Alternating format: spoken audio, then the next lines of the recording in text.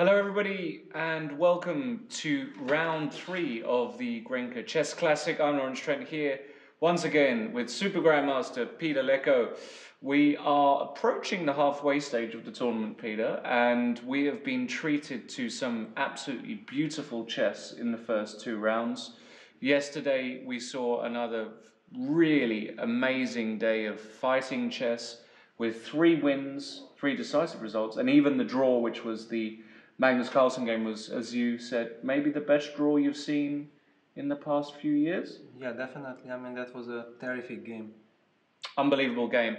And what actually all of this means is, after 2 rounds, we have a very rare instance of a player leading the tournament by a full point. And that player is none other than women's top player, Hou Yifan, who's winning the tournament by a whole point, and it's a short tournament. So does this mean a lot in your opinion, or do you think there are still too many games for this to be a really critical moment?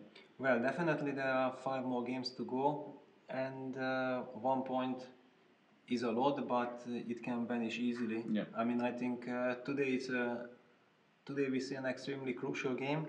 Magnus Carlson is still on 50%, and he's playing the black side, the black pieces against Hou Yifan. It's clear that his intentions are to go for all, for everything. This is what we discussed this yesterday about how he would approach. I was confident that he would go all in on this match to try and win this game, and he's played.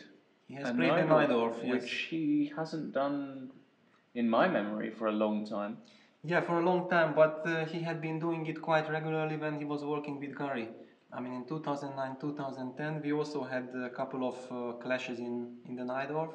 So, basically, I think what makes Magnus unique is that he's able to switch to all kinds of openings, and even if he's not playing them so frequently, he feels them. And it's not just the theory, but he can adjust to any position from round to round. It's very interesting to see how Hou Yifan will react, because as far as I know, she hadn't had too many games with white in the Naiditsch lately, and she was varying between different moves, and now she chose a4. Yes. I can't recall her playing a4, but it's one of the most solid ways to meet the Naiditsch. Of course, this is the Naiditsch variation you can see on your screen, guys at home. 5a6, an opening that is still seen the most popular Sicilian at top level still.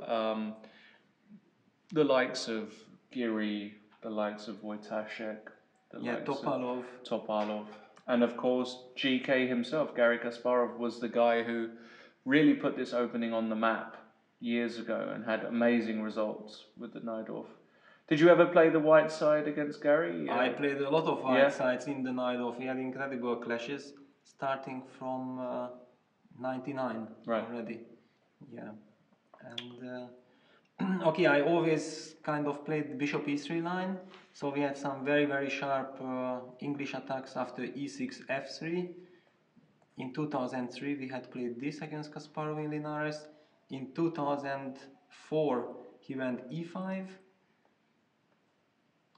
and knight b3, and then we had this very sharp lines. No, I was playing with f3 always. F3. In fact, I'm not sure if I started with bishop e3 or f3, because at some points knight g4 used to be the main weapon against bishop e3. It's actually also nowadays the main continuation.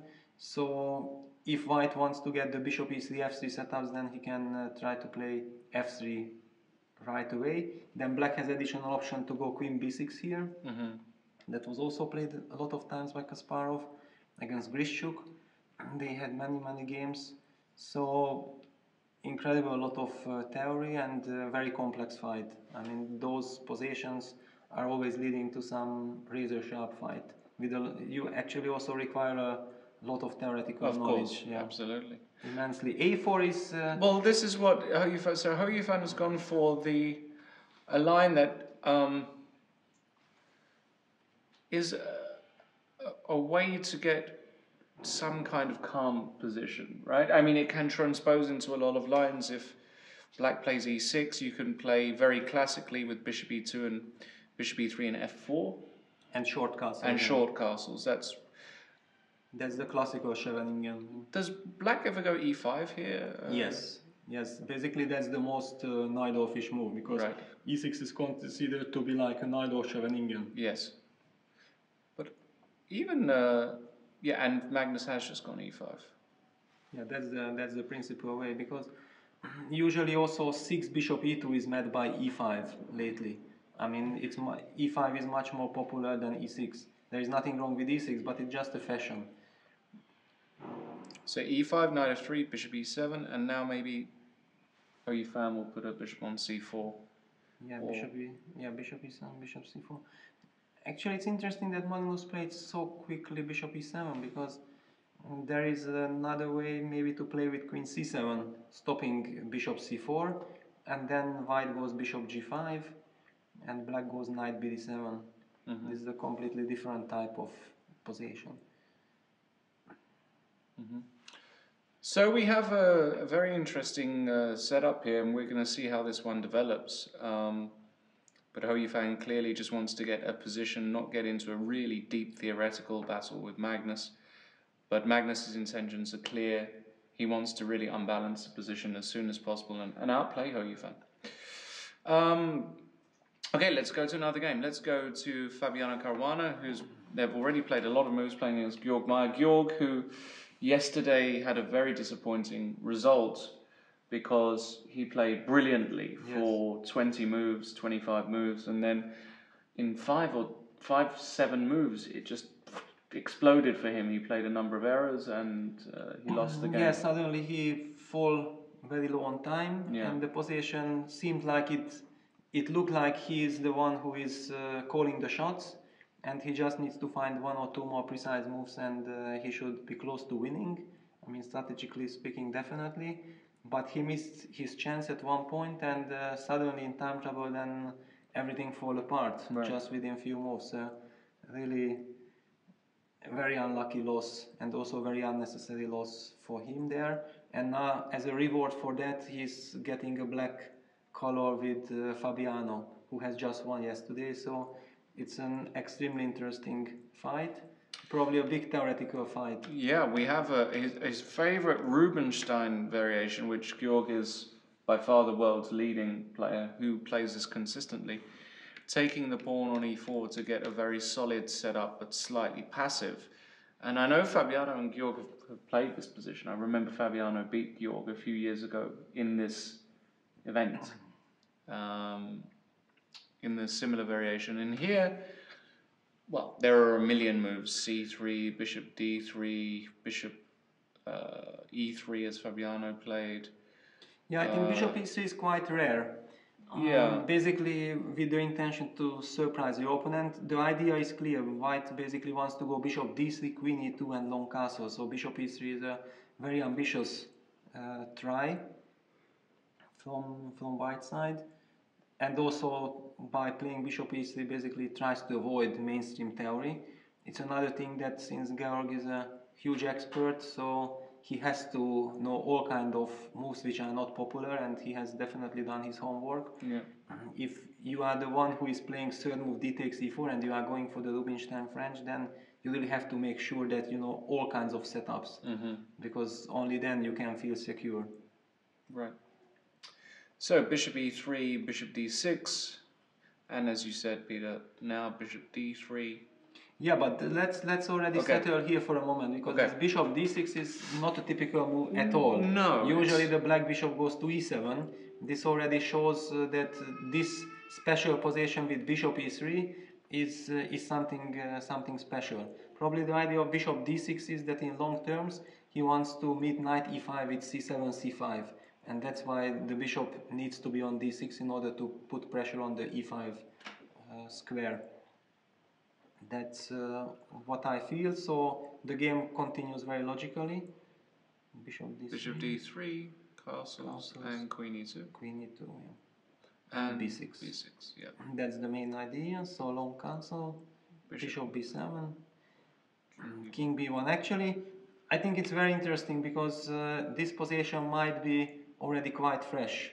I don't know. I don't think that we have more than 5 games in the database for this position. And in modern theory, this is move 10, basically so-called standard position, but it's already with full of finesses. I remember that in my time, because I was the one who was for a very long time playing after third move, knight c3, knight f6, bishop g5, and I could reach this position, so maybe we can just go back there.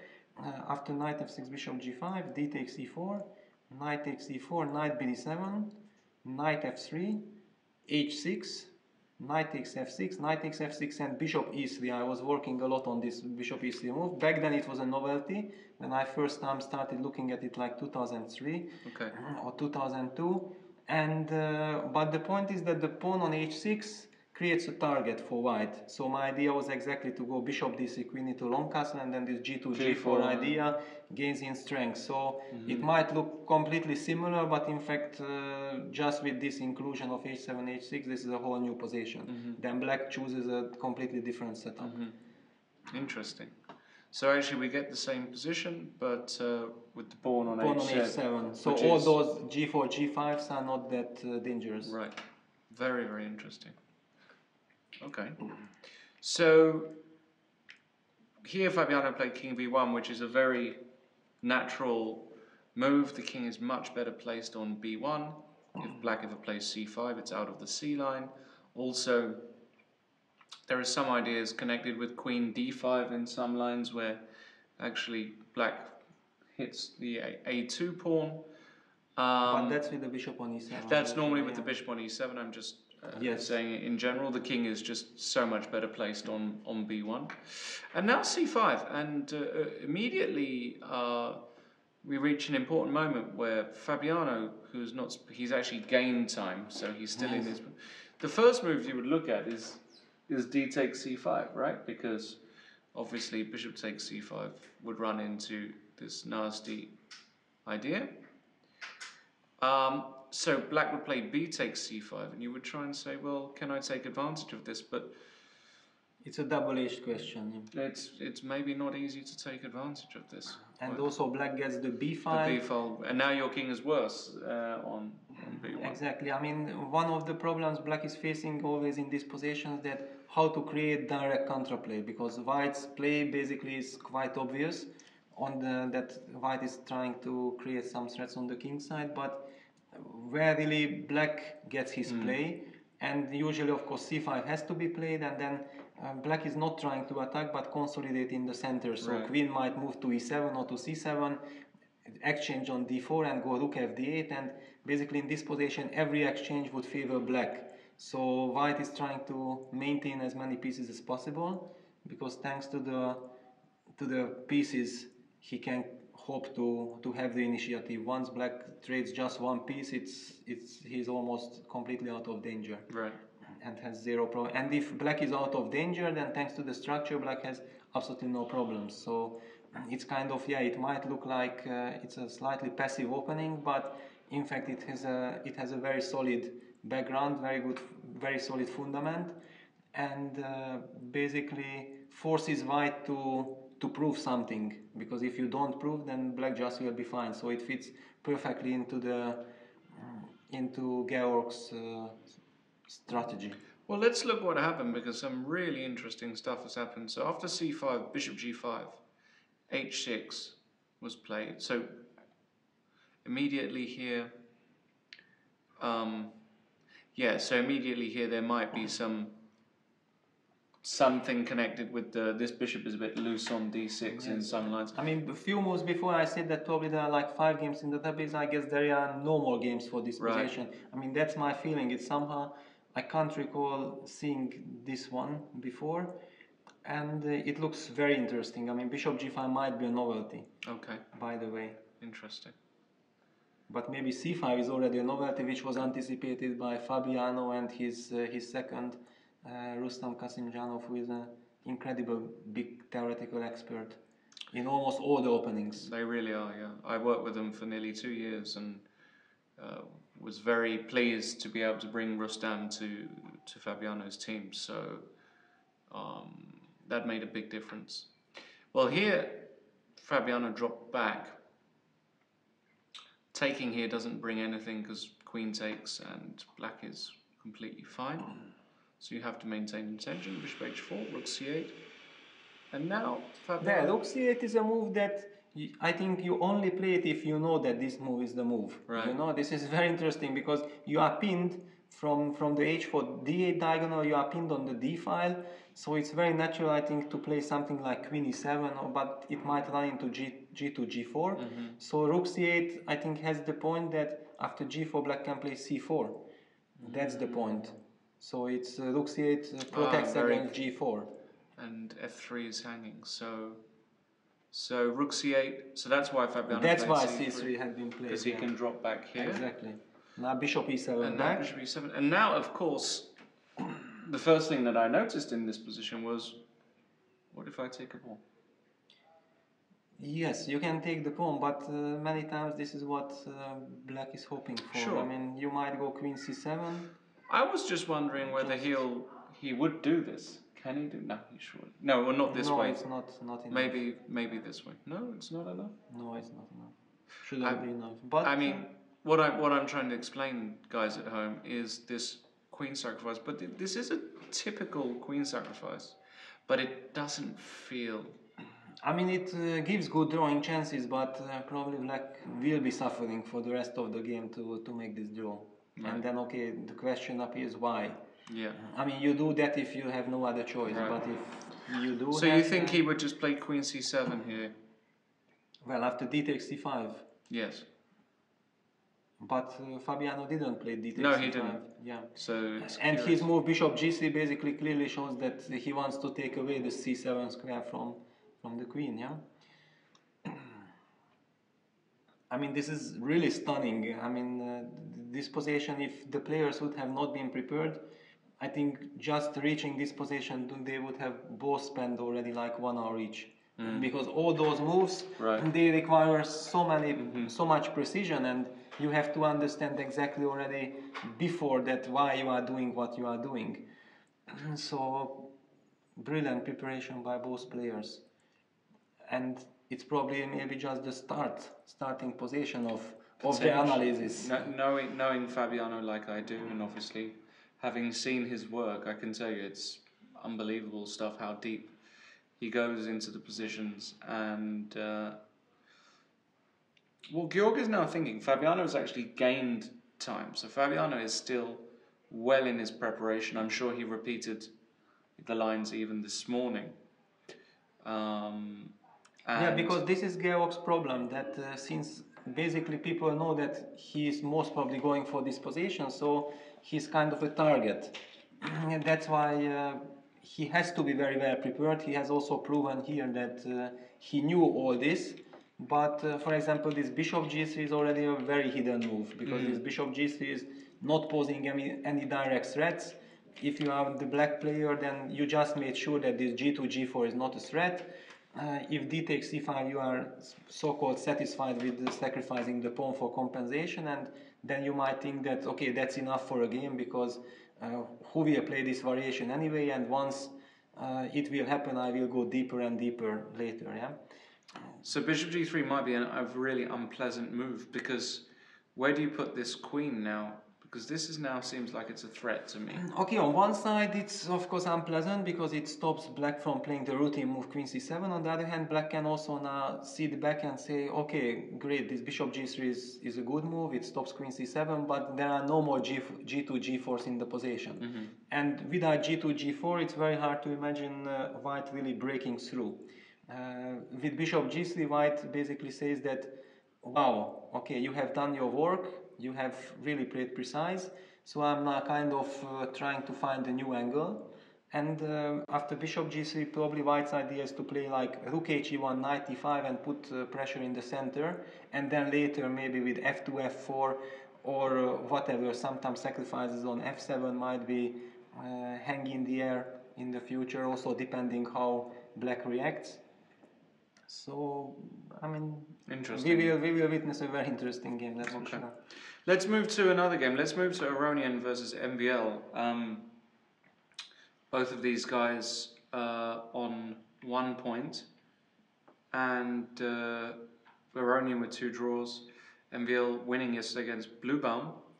And we have an English, and we have a reversed Sicilian. You know, when you said reversed, I was wondering how you're gonna call it. Yeah, is it what do they call it? The reverse Sicilian? Because you could get something. I don't know actually how to call it. I basically don't really know those names. I mean, I'm quite surprised that you do, and you even dare to say it. For me, this is something like I call that. This is the Maxim line, and also Grischuk had been playing it, so it's like the pet line of Maxim and Grischuk. Grischuk recently switched from this move order, but Maxim keeps on insisting on it. Okay. Well, the idea, of course, with e5 is to clamp down on d4, but when you do that, you do leave some weak squares. And also, white does have a move to go e3 and insist on playing d4, which is what happened. And after d4, already we reach a really interesting position where there have been a number of different lines. The question is whether black goes e4 or whether he takes and then goes e4. Yes, basically, Levon is considered from the white side as the biggest specialist of this line. If I recall correctly, in 2011 he has played a match with Grischuk in Kazan, and many of their games actually feature this e5, e4, and then white was playing knight e5, and they had these clashes there in the candidates with very interesting double-edged fights. Back then, I think this whole position was completely new, and almost everything was, all the theory was created by those two players. And then I recall one game Fabi lost to Levon in Vachier-Lagrave, and he took CD, E4, knight E5, and he went for this bishop B4 stuff, the so-called, or bishop D6, maybe bishop D6. Yeah. Which was considered to be the old line, and then Levon came up with some brilliant new concept and put Fabi in suffering, and managed to win later an important game, I think. Yeah. But today Maxime has gone for another move, e4 directly, and instead of knight e5, which has been seen, I'm sure knight g5 has been seen, I'm sure many moves have been seen, Levon reacts with d5, so... Yeah, but I think d5 was played already also by Levon himself, so it's not a novelty, because the resulting endgame looks quite familiar, like there had already been a couple of games for it. D takes c6, and now d takes c6. Black has got really, I suppose f takes g2, then cd7, cd7, queen d7. Yeah, then white probably just takes and takes on g2, and now he gets a nice endgame, because the d5 square is very important. I mean, this is a long torture. Yeah. This no really top player would love to go for black to such position. Which is why d takes c6. D takes c6. Yeah, it might look like black is doubling his pawns, but it's very important to keep the control of both b5 and d5 pawns. And after the queen exchange, the black king on c7 will have a nice. We should point out that queen takes f3. It's possible, but... but maybe you're getting chased with the queen. You are getting chased. Something like this, and then maybe even a move like this could be really unpleasant. Okay, white still has f3 and queen f2, but basically white is not really interested of keeping the queens on the board in this structure, because suddenly imagine black just goes queen e7 long castle, and he is extremely active, and not clear where the white king should go, and the whole strategy is to exchange the queens. Right. So, which is why Levon took on d8, king takes d8, g takes f3. Yeah, so both sides have double pawns, and I think this is a position which doesn't matter how strong you are, it's very difficult to evaluate correctly. I mean, correctly or just to evaluate it at all, because it looks completely double-edged. White has his potentials, also black has his potentials, so it requires great skills to play these positions really well. Let's see what happened. Well, Maxime played king c7, and now Levon went for b3. Clearly, he doesn't want to go e4. This looks very ugly, putting these pawns here and leaving this square open. So he puts the bishop on the long diagonal, bishop b7, bishop b2, and Maxime immediately takes control of the open file with rook d8. And now Levon plays a very Levon-esque move, h4. This is typical Levon. Looks like a completely random move. But it's very natural in this position, because if white is allowed to go h4, h5, then suddenly if white managed to exchange the pawns on the h and open up the h5, then he certainly benefits. And also he had this slightly weak pawn on h2.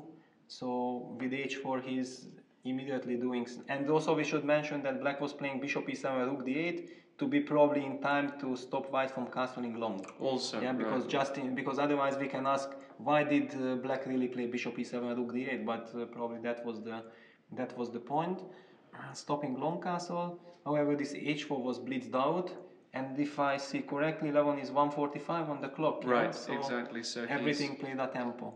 Yeah, and here Maxime played g6, stopping h5. Stopping h5, and now Levon played knight e4. Very interesting, forcing the exchange. I don't think black can try something like this. No, because then knight g5 can come, and also bishop e5 check. I mean, too many problems appear. You have to take, and then... Now again, h4, h5 is a threat. h5 is a very classical way, also fixes the weakness on h4. Levon then playing very quickly, so he's seen all of this before. Bishop to e5 check. Yeah, forces basically bishop d6. Yeah, because king b6. That's very ugly. I mean, you don't want to put the king there, and also the bishop on e5 looks extremely strong. No, you're not gonna play like this. And he also didn't. He didn't play this. He didn't play this. No, bishop d6, of course, stability. Bishop f6. Yeah, he avoided it. And rook e8. And actually we have one more move already. Attacking this pawn, and Levon decided just to consolidate his center with f3. Not worrying about check, because the king can just come up to e2. The bishop can come to h3. The bishop is not coming this way, so the bishop most likely will come. Yeah, today we are witnessing some deep preparation by players. Yeah, really deep. Yeah, it's the Caruana Georg Maya game is already a very interesting clash of preparations, and okay, Levon came up with something really interesting. This is the risk what you are facing when you stick to one line, like Vachier in this game, that it gives the chance for Levon to prepare something special for this game. But I don't think that he prepares specially for this game. He prepares in general, of course. And then suddenly he knows that today there is a chance that I might use that work that I have done before. It's always pleasing. We also don't know, however, if Levon really believes that his position is better, or he just thinks that this is an interesting try, and let's try to put pressure on the opponent. The position is hard to evaluate. I mean, it does feel like that white has potential on the king side, yeah, because his pawns are more mobile. I mean, black's double pawns were extremely useful in order to cover the d5 and b5 squares, to have a very stable structure, but black can't really break on the queen side or make use of his extra pawn there, while white in the long run might prepare some f4 e5 or f4 f5, breaking down black structures. On the king side, it's of course much easier said than done, because it's not obvious how you're gonna start pushing these pawns, but if you know that you have this possibility in the future, it's already more than enough to please a top player, because you know that you are good enough. If there is a chance, you will make those pawns move forward. Okay, let's go to the last game in the round, Bluebaum versus Naiditsch, and we have a Catalan with a very quick d takes c4, so now we have a main position Catalan. Yes, but with a6, castles, knight c6. Yeah, this used to be popular at some times, and it's kind of a very ambitious way to play in the position, but lately it went out of fashion, because it's considered that white gets extremely good compensation for the pawn, and it's too risky for black, and that's why the black players already don't like to give this possibility. Yeah, I suppose years ago the idea was to go rook b8 and b5 very quickly and keep hold of this extra pawn. And white claims that he gets tremendous play in the centre and development. And in fact, Matthias Bluebaum now plays a move which, if you've never seen this move, looks like a move a beginner would play. Actually, you put your bishop in front of the pawn you're supposed to advance to take advantage of your central majority. If you didn't know this move was played by Matthias, you would say this is played by 1500. But actually, it's a very deep idea. Yeah, I think it's a very deep idea, and I also think that it's a novelty. Wow. At least I can't recall it, because white really had different type of plays here. For example, e2, e3 used to be the main classical move, because you want queen e2 and rook d1, and then see how black tries to protect or hang on to his pawn on c4. Accordingly, you will place your pieces maybe with rook d1, knight e5, or later to go already e3, e4 once your queen is on e2 and rook on d1. So this used to be, for a very long time, considered to be mainline. I think I had a very big game against Anand in Morelia, where I played like this with white, and I had tremendous compensation, and I was close to winning, but finally Vichy miraculously escaped and even managed to beat me. Okay. And there, that was something really incredible. And what became very fashionable lately, if white wanted to avoid mainstream theory, then just to go bishop g5. And once the bishop is out, then to go e3, and give up the bishop later for the knight on f6, and then with queen e2, rook c1, attack the c4 pawn. And if black hangs on to the pawn with b5, I mean with rook b8, bishop d7, b5, because black really needs to be careful how to protect that pawn, then white goes finally b2, b3, and after c takes b3, a takes b3, they get this structure where the knight on c6 is misplaced, and suddenly the white rook on... We can maybe make some moves just to illustrate, because this is so very let's important. just say Bishop e7, let's say e3, bishop d7 in order to be able to play b5, so queen e2, b5, rook c1, for example, black plays rook b8, white goes b3, c takes b3, a, b, short castles, and now knight e1. This is very typical. That suddenly, now that you have... Of course, now pawn on a6 was hanging. Maybe black could have protected it somehow, but I'm just telling the general idea. Yeah. And the white knight is heading to d3, and basically white doesn't need this dark squared bishop. And after bishop takes f6, if black takes back with the bishop on f6, then the c5 square is also unguarded by black. So those are the strategical ideas. Of course, black plays knight b4, and we have seen a couple of games, I think, for this position. It's considered that white has enough compensation, but black was kind of holding on. So bishop g5 is not the reason not to play this variation with black. But so, bishop e3 is a very, very deep idea. Actually, it has similar ideas. Similar ideas, yeah. Because like in the game, then also I think we immediately get the answer. And queen c1. Yes. What white has in mind. b5 and b3. C takes, a takes. Bishop comes to d6. Yeah, now at least the black bishop gets to d6. So very, very interesting position. Another theoretical battle. And knight e1. So... Was played? Ah, yes, was played, yeah. Knight's a very interesting position, because feeling-wise you would even consider that maybe I can go knight b4 and that's I can the first keep the move. exchange. That's the first move I feel here. Knight b4, takes. Takes, and you claim that you already have a pawn and you have the light squares and so on. But one should also not underestimate white's stability, because I might go f2, f3, and then I go bishop f2, and then I go e4, and suddenly the position does not look that attractive anymore for black. I mean, where is your so-called counterplay? Maybe after f3 I go h5. Yeah, you have all kinds of ideas. Yeah. But okay, I go bishop f2, also bishop f4. I can go bishop f4. Once you go h5, maybe I will even prefer bishop f4. Just to exchange this, and once I put a pawn on e4, then I will feel myself protected. Very interesting.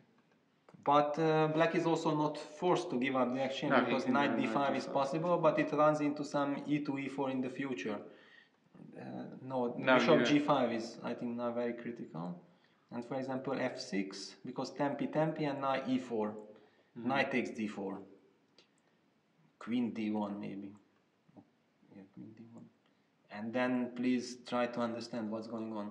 I mean, crazy. You really need a good cup of coffee and 20 minutes calculation in order to understand what's going on. But very interesting. Very interesting. By Bluebaum. Yeah. Who's clearly done a lot of work for this tournament. In general, as we already said, that he is extremely hard worker and he has many ideas.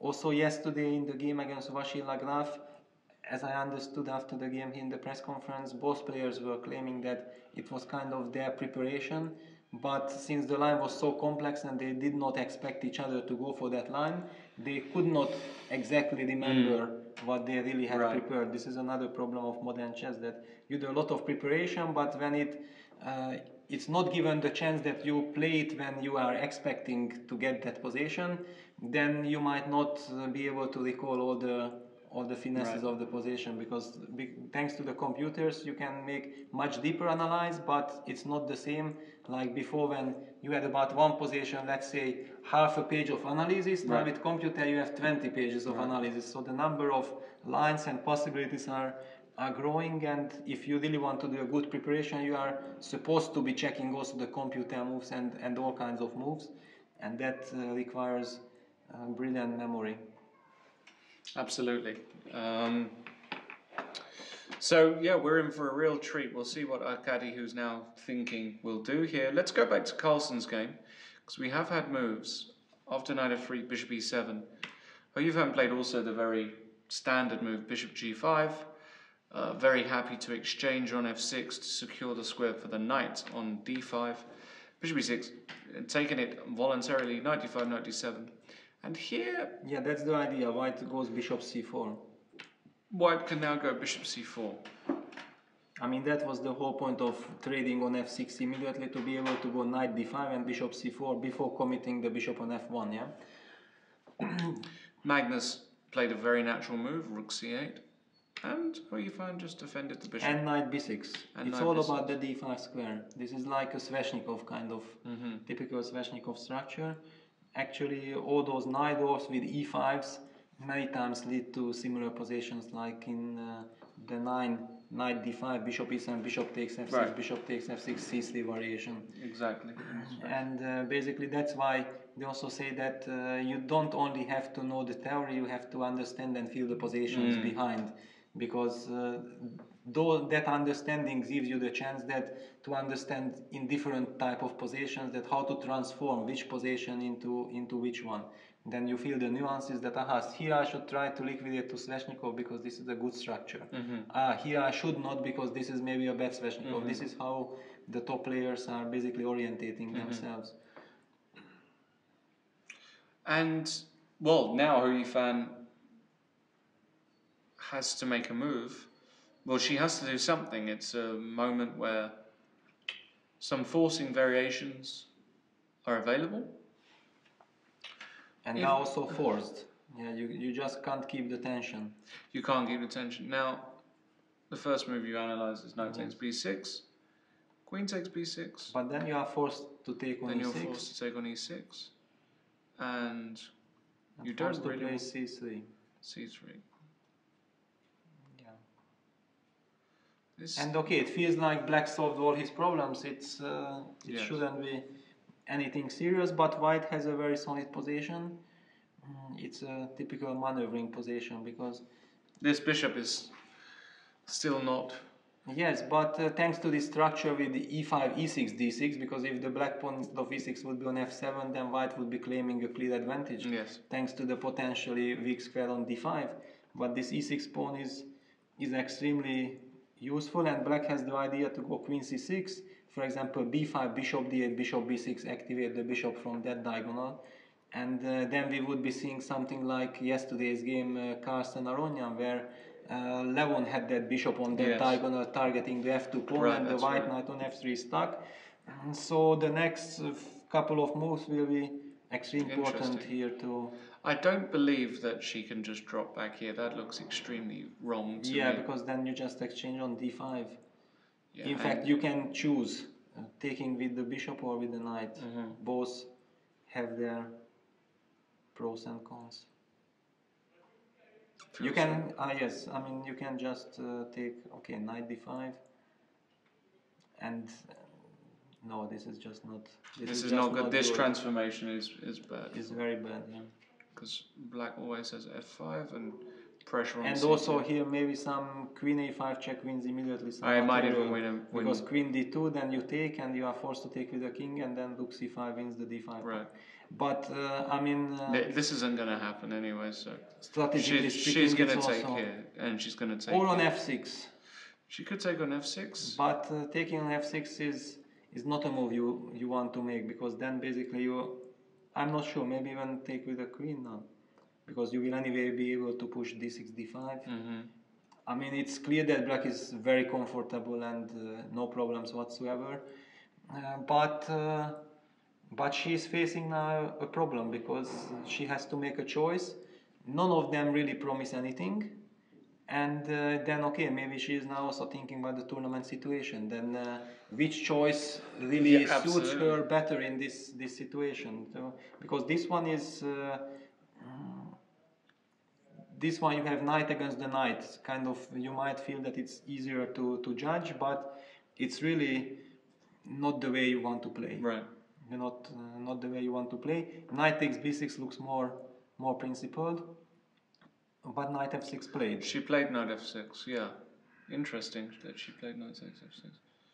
Magnus, of course, will play queen 6 f6. In general, Magnus can be very happy with the outcome of the opening. He has this to play the Naidorf, and he got immediately nice position. On the other hand, the position is getting simplified.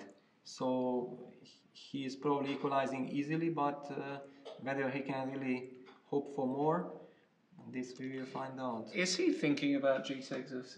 Is it so insane? Because it's maybe because of the tournament situation. Yeah. I mean, in any other circumstance, I think queen takes f6 would be played automatically. But because of course the reason I say this is because having this structure is very unbalanced structure, and also there's no real way for white to take advantage with queen h5. Yes, the only problem of this structure is that you will be forced to go f5 or d5 one day, and not clear if after this exchange of pawns then you will still be so happy about your structure. Yeah, and this is a... Yeah, I doubt he's going to go for it, but he hasn't played queen takes f6 immediately, so that he is thinking about it. Yeah, he is thinking about it. I mean, it's not a bad move. Yeah. Okay, and very quickly in the Caruana game, we've had some moves as well. Bishop g3, cd4 by Georg, knight d4, and rook c5. So, very, very interesting concept here. Does he want... This rookless, it's very interesting. I mean, okay, probably he wants to have some queen c8. I mean, because the problem was where to put the queen, and sooner or later he was facing a problem, facing a question that what to do. And also the point was that before I mentioned that knight e5 had the idea eventually to take knight takes f7. Once cd knight d4 is included, now white clearly wants to take on e6 at some point. So yeah, and rook h1 was played by Fabiano. Now this looks like a devastating... Yeah, and queen c8 also had been played. But you can't do it immediately? No, you can't. No. Why should you? You can't. But here you can. Now you can, yeah. And now queen c8. But now you can't. Now you can't. Yeah, but now some knight f5s are hanging in the air. Wow. But after knight f5, e takes f5, queen takes e7, then black gets access to the e4 square in general. I mean, maybe g2 is also hanging, rook e8 is possible, but knight e4, it's not something white really wants, because suddenly then the queen on e7 is misplaced, and black gets a lot of activity. So now after queen c8,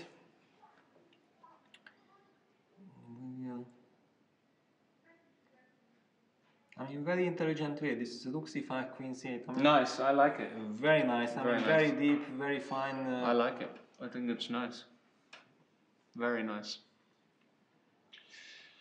I mean, I appreciate such moves really a lot. I just love it because all these small finesses are just...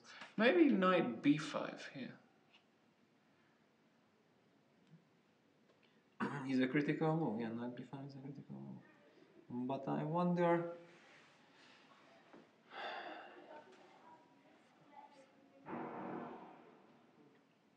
Can I take on g2? You are more than welcome. Yes, but let's see. You still don't see my idea, so at least I believe I you haven't don't. seen your idea, which makes me feel sad. Well, I also haven't seen it before, but... what is your idea? No, my idea, if you go rook g1, then I can go queen b7 and I have the long diagonal immediately and access to the f3 square, so bishop f3. So basically you are forced to play f2, f3. Okay. And then I have the bishop h3 and suddenly I'm claiming that with rook c5 was brilliant because I have bishop f5 in the future. Wow. It's pretty amazing that.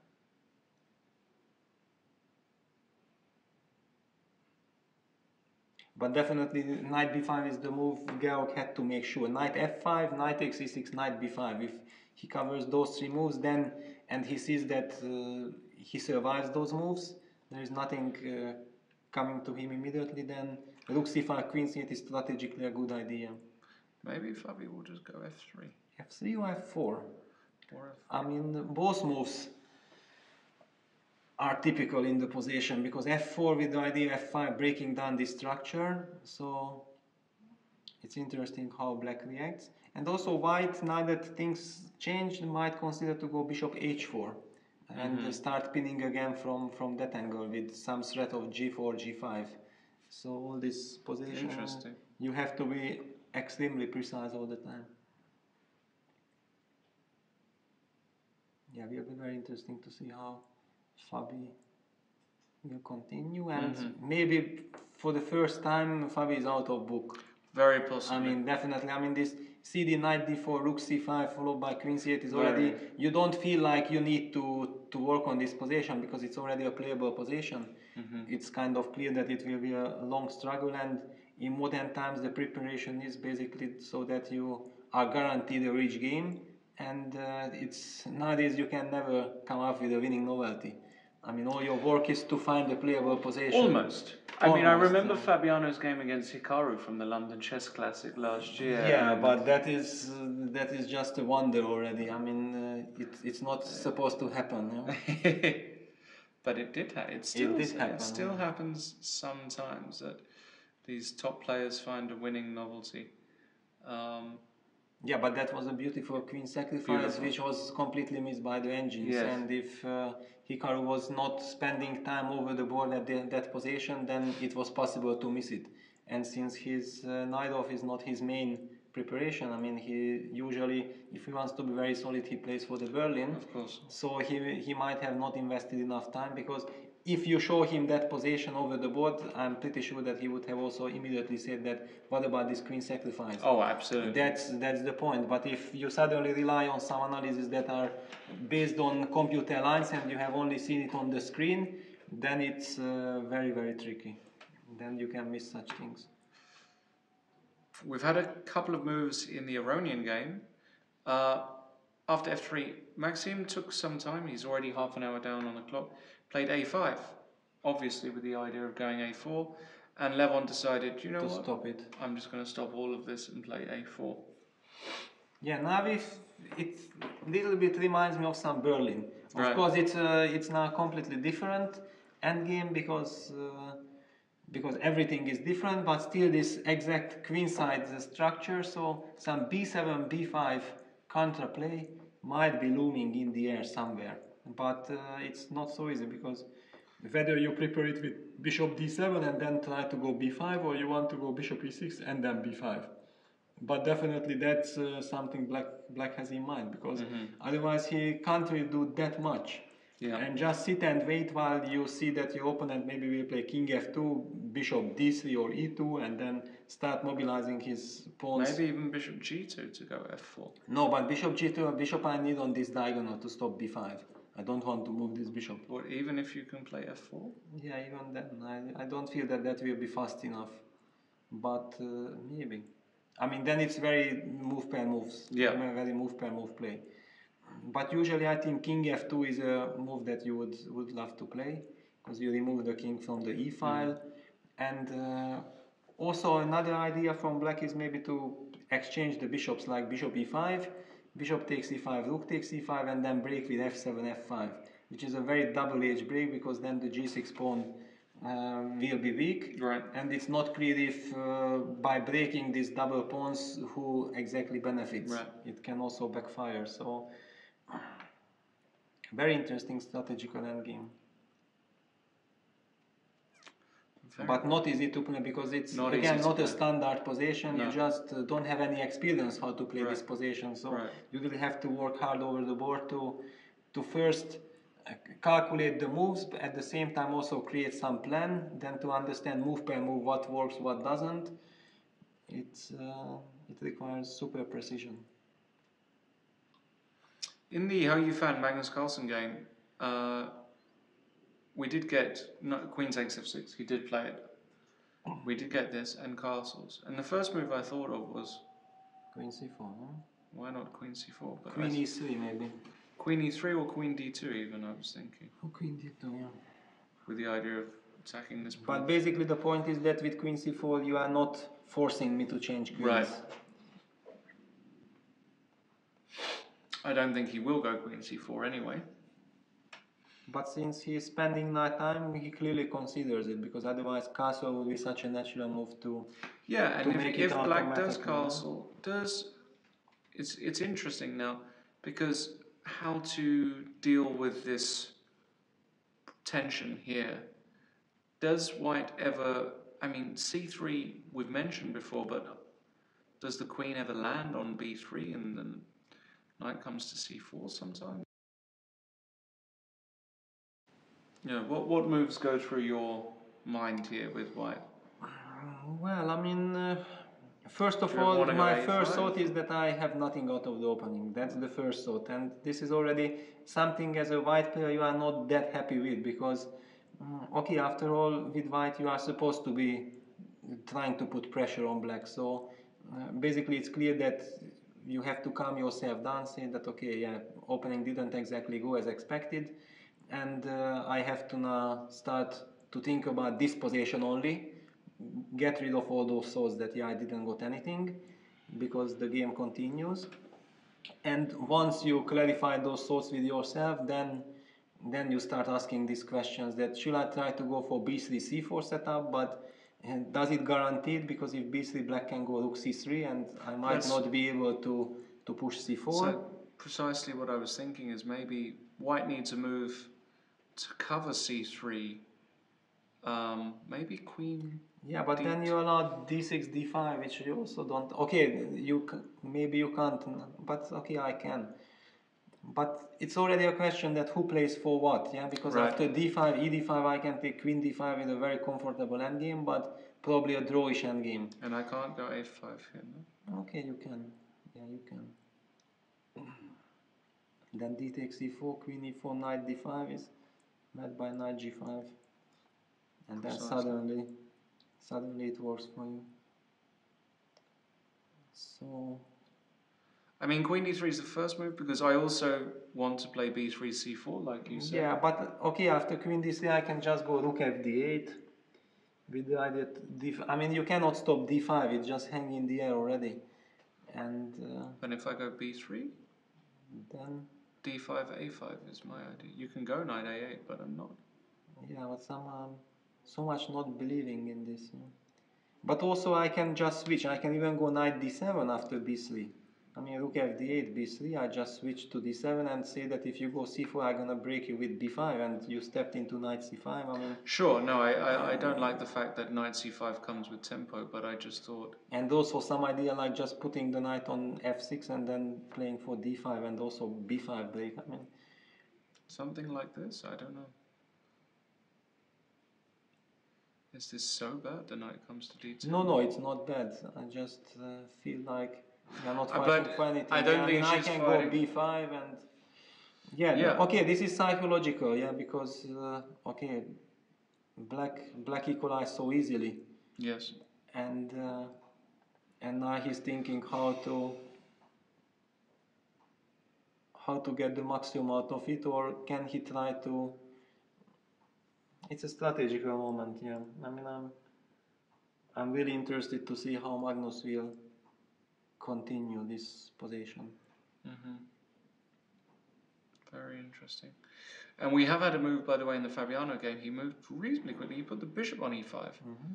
Now bishop to hg2 really feels too much. Yeah, it just can't be played.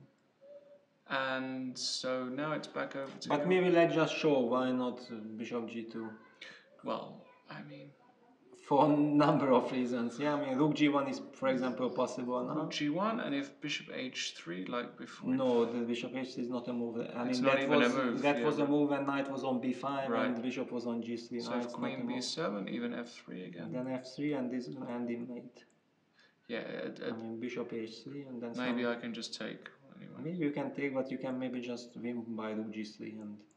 Rook g3 is also good. No, I just want to illustrate some ideas to our audience where, you know, maybe this is just... this is just mate. This is just mate anyway. No way. Yeah, but basically okay with black, because that idea with bishop g2, bishop h3 was working because I had access to the f5 square and I had a super solid position. But after bishop e5, usually in this position white has to make sure that black cannot play a move like bishop e4. But this is very important to mention, because if black would be able to play bishop e4 here, all his problems would be solved. But here bishop takes e4, rook e5, bishop h7, check wins. So if the black king would be on h8, then black could play bishop e4 and black equalized, and there are no problems. Right. Because he managed to change the desired one pair of minor piece. So another idea is sometimes... Well, I mean, yeah, if black cannot make use of this fact that the bishop on e5 is now not protected, then f2, f4, and or g2, g4 is coming, yeah. Very good move, I think, bishop e5. Yeah, okay, now, but again, as all these things are based on calculation, because if after knight d7, then probably white is planning to take bishop g7, and of course this has to be calculated. King g7, knight takes e6. F e6, queen e6, and now I have knight f6. Also I have bishop f6, but knight f6, queen takes e7, rook f7. It doesn't look like mate. No, doesn't look like mate. I mean, all my pieces are solid. Also this move, as and also bishop f6 is possible, yeah, so the direct bishop g7 does not work. Maybe a repetition? Yeah, well, I mean, it could be also that, okay, I just tried and, okay, if you reacted correctly, then I will come up with some other idea. But maybe there is something, I mean, the position is extremely sharp. But feeling-wise, all of black's pieces are in the game. Yeah. I mean, it would be also not logical if white would be able to kill it immediately. Yeah? It's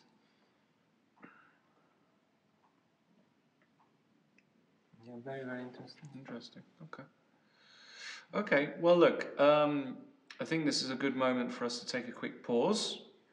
We're about an hour, bit over an hour into the games. All four games very interesting. Four very different games, very different structures. It's not like we've got four Berlins on the board. We've got all kinds of different positions.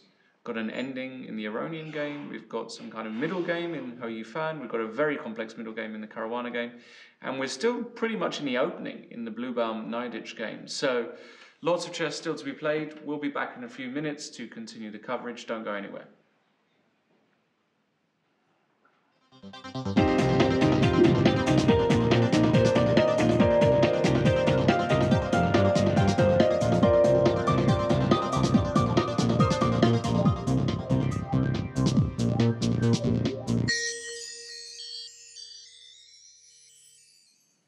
Hello everybody and welcome back to round 3 of the GRENKE Chess Classic. I'm Trent with the one and only Peter Leko, we're both armed with some very hot tea.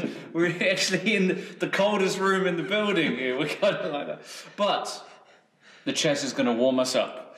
4 games still going on. We haven't really had any moves since we went on break. Well, we had one move in the Carlson game. We can see Magnus now thinking. Hou Yifan played the very natural move, Rook FD1.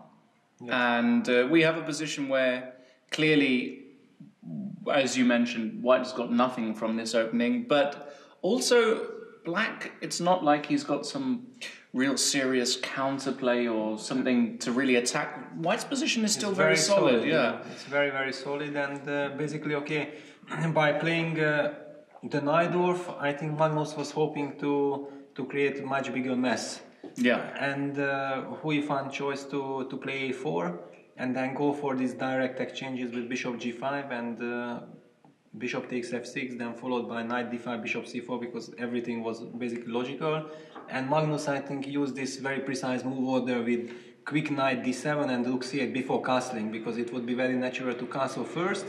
But if you castle first, then probably White would be able to stabilize the center in the same way like bishop c4 and then queen e2 castles, rook fd1. And then maybe Black would not be able to... Maybe Black can still do the same, but it felt very precise to force the sequences immediately. With this then solving all the problems, but now the next step comes. Okay, you have 0 problems, but also where are your winning chances? Right. White has super safe position, no weaknesses, and it's not easy now for Magnus to decide in this psychological situation, yeah, because otherwise, if he would not be in the pressure to win this game because he is 1 point behind of Hou Yifan, then he would just feel comfortable in this position. Right. But knowing the tournament situation, it's not a dream scenario for Magnus. Yes, I agree. So he can try and reroute the knight. Makes some sense. He can obviously try and double on the c-file, but sometimes that just is met by c3 and the rooks are misplaced potentially on the c-file. Yeah, I mean, usually also some rook c6, rook f8 is typical, but if White is in time to meet it with b3, c4, then those rooks might look silly on the c-file also. And in fact, he's just played rook c6. Yeah, I mean, it's the most natural move. And maybe... but I keep on forgetting. Somehow I always want to go d5 next. For example, b3, d5. And I started calculating that e d5, knight d5, and I can sacrifice the pawn on e5 because I have some c3 square and things like this. But then I realized that you will hit me with a5 immediately anyway. Yeah, so. I can hit you with yeah. b3, d5, a5 is a problem. Yeah, actually that's probably winning. Takes, and then if knight here is yeah, a this problem. Knight g5 that's a big problem. So Hou Yifan probably maybe Magnus's idea is that if you go b3, does he want to go rook c3 and take advantage of this? Yes, but it runs into queen d2, double attack. Yes, and then yeah, something like this is and not. White might be just better. Yeah, I mean, so far, maybe if somebody was listening and was thinking that, what are we talking about? Yeah, Black is very comfortable, but all the lines that we have so far suggested have resulted in some disaster for Black. Yeah. Exactly, that's the problem Black is facing, that if he he's pushes trying too much. Yeah, or tries to break immediately, then exactly because of the reason that White has no weaknesses and everything is kind of ready. White problem is that if the white knight instead of f3 would be on e3, then White would be claiming advantage, because then White has a very nice grip on the d5 square. But since the knight on f3 is very far away of transferring it to the ideal square e3,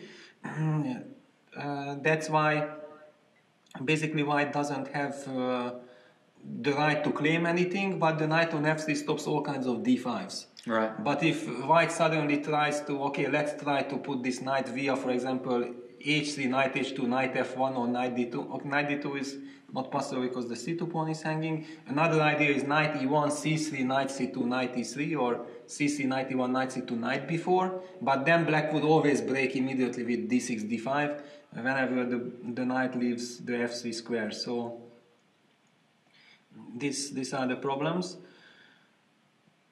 Okay, b3 looks very natural. b3 looks very natural, and then maybe Magnus just wants to go knight d7 back, because he already secured his d6 pawn, and the black knight would be very comfortable on f6, because then still always d6 d5 is hanging in the air. You put pressure on the e4 pawn, you keep eventual b7 b5s also in the air. I think this is the idea. This is the normal way to play. And then whenever d6 d5 comes, I will never blunder a5 anymore. Yeah. Right.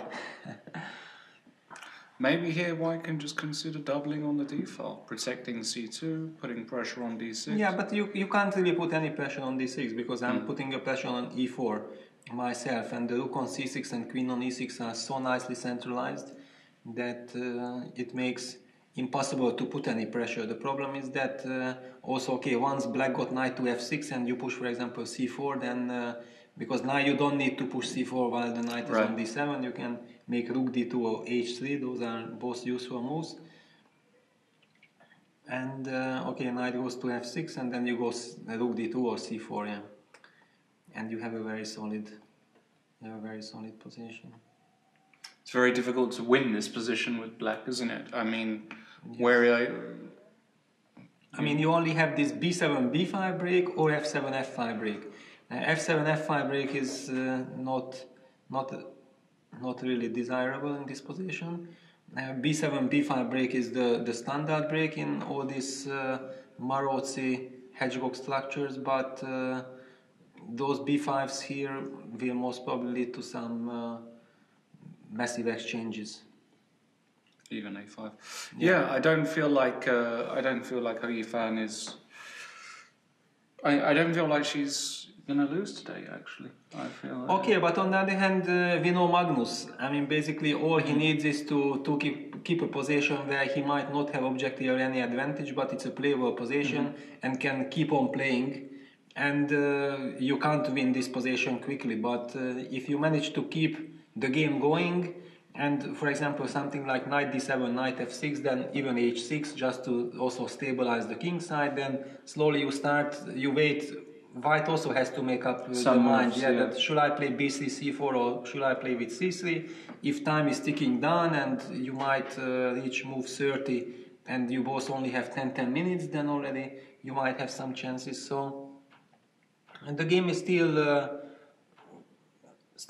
full of life. I mean, maybe that's exaggeration, but it's not as simple as it might look.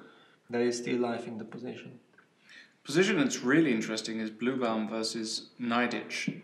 We last saw it after knight d5 on move 11, and now Bluebaum just said, okay, I'm going to get my pieces out. Knight c3, challenging this knight in the center. So knight cb4, black has to. Yeah, because if you take here, that's not what you want, because it's a very similar idea like white goes bishop g5 takes on f6. Now you came knight d5 to take the bishop, because actually this bishop white doesn't even do this. No, I take with the queen. I take with the queen and then go knight d3, knight e4 and knight c5. And once the knight gets to c5, then black's queen side structure collapses, and also this bishop on d7 and knight c6 construction starts to be extremely loose. Right. So with black you really need to keep this diagonal closed. So that's why after knight c3, knight cb4 is so natural.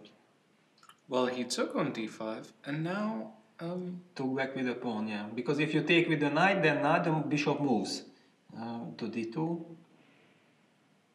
All kinds of e4s and coming. e4s are coming, so you really have to lose another tempo, because. So ed5 makes a lot of sense, but bishop d2 anyway, threatening to win the pawn back, and c6. And he just took on b4 and claims that huge positional compensation. Yes, well, that is out of question. The question is it more or not? Because it's also hard to imagine that white can really be better in this position already. I mean, black seems to be solid enough. Right? Solid enough, yeah. I mean, okay, bishop d6. you can play no e4. No. I mean you need to keep the position close. You have knight c5 or b4. I mean any of this. b4 looks natural. But then okay, I even have a5, but a5 is tricky because I haven't castled yet. So you might give some queen e3 checks, and then we will have once we took on a5, then we get those positions similar to yesterday's Bluebaum, when suddenly black had problems of castling. Not clear if white can really make big use of it, but it's potentially dangerous. So castle would be very natural, and then white plays queen c3, followed by e3, doubling on the a file and claim that I'm super solid, super safe, and I will decide when and how I want to take that pawn back from on a6. But still, it feels like black should be okay. Black should be okay. Yeah. And white really never wants to go e4, right? It's just too much. This is nice. Then I just take and castle, and then very happy that the position opens up, because white's big compensation is based on that the position is closed. Once you open it up, I don't just. There is no merit to this. Well, luckily for you, it's possible. No, I can see it's possible. Yeah, it's possible. But I mean, also after e4, d4, bishop e4, because anyway I will be in time to castle. I maybe can even just protect now my pawn with queen c7.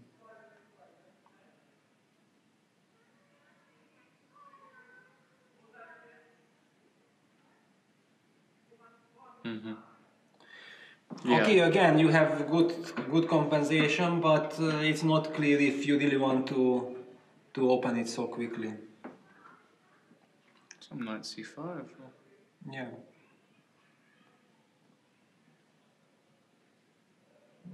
I don't know. Okay, just I don't feel that this position is critical, so I cannot take it too seriously.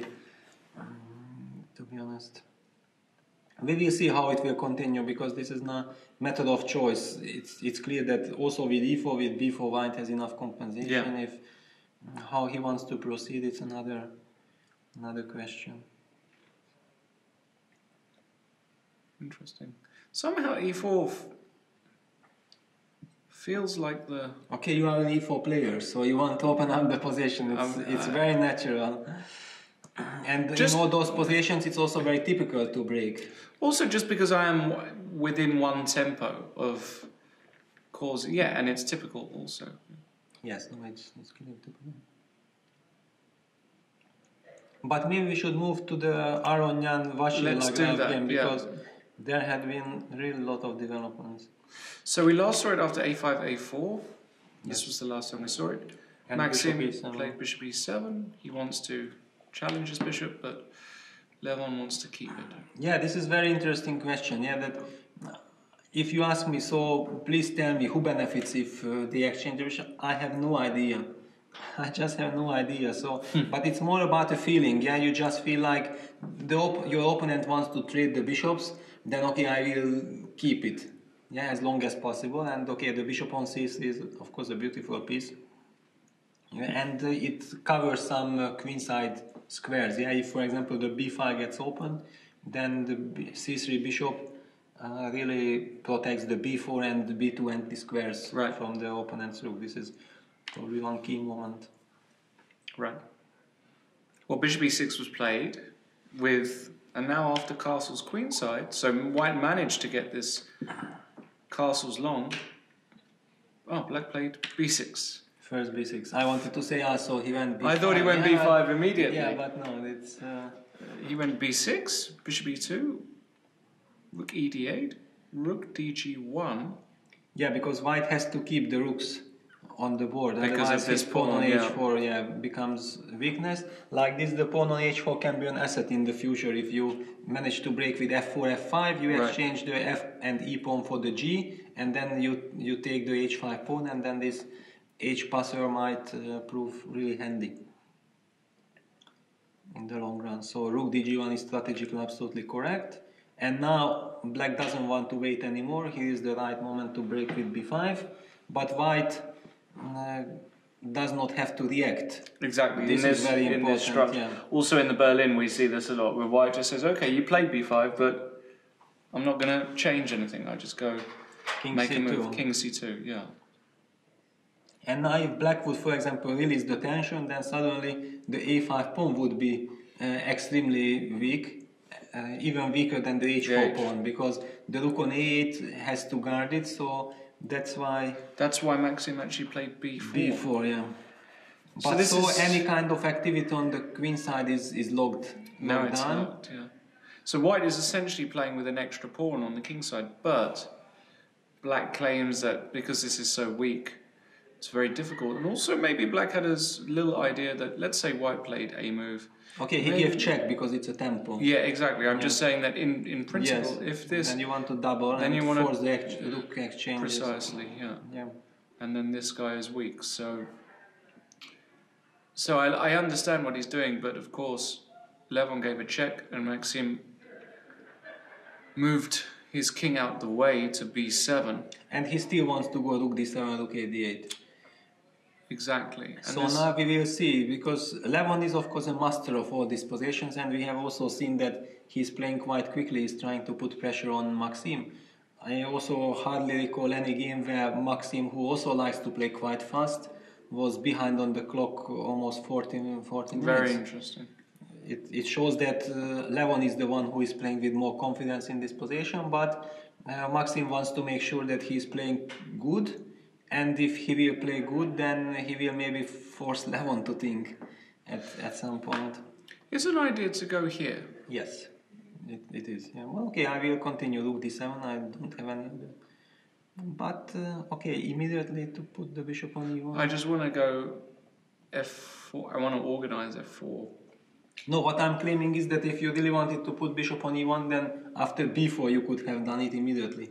Yes, also. Yes, this is true. So probably it's not the main idea of Levon at the moment. No. But if he doesn't find any other, he might. This is normally those type of positions where you don't exactly know what should you do, and you can change your mind during the game, since nothing really happens. Yeah, there is no punishment coming. But I mean, since rook d7, rook d8 comes so fast, I don't believe that white can hope for some quick f4, f5. In this case, then maybe it's an idea to go with bishop to g3 and then start exchanging the rooks. And once the bishop guards the h4, I still have this f4, f5 idea. And if I eliminated all the rooks, then f4, f5 and the passer on the h5 could be really... I'm also not forced to exchange immediately. No, sure. I'm just saying in principle, a position like this. Yeah, some king c8 would be natural. Then f4, king d7. And okay, now f5 is still not yet possible, so I should go king d2. And you are facing a question that how would you react in this position, because now I want f4, f5. Right. And you don't want to play f5, because then I just take and go bishop f3 and then start to push the other e-pawn. And then it's clearly... torture. Very good winning chances, yeah. Because it is a pawn. It's essentially a pawn here. So these are the kinds of positions that Levon is thinking about. It feels like he's playing for two results today. Exactly. Now, you know, it feels like Maxime...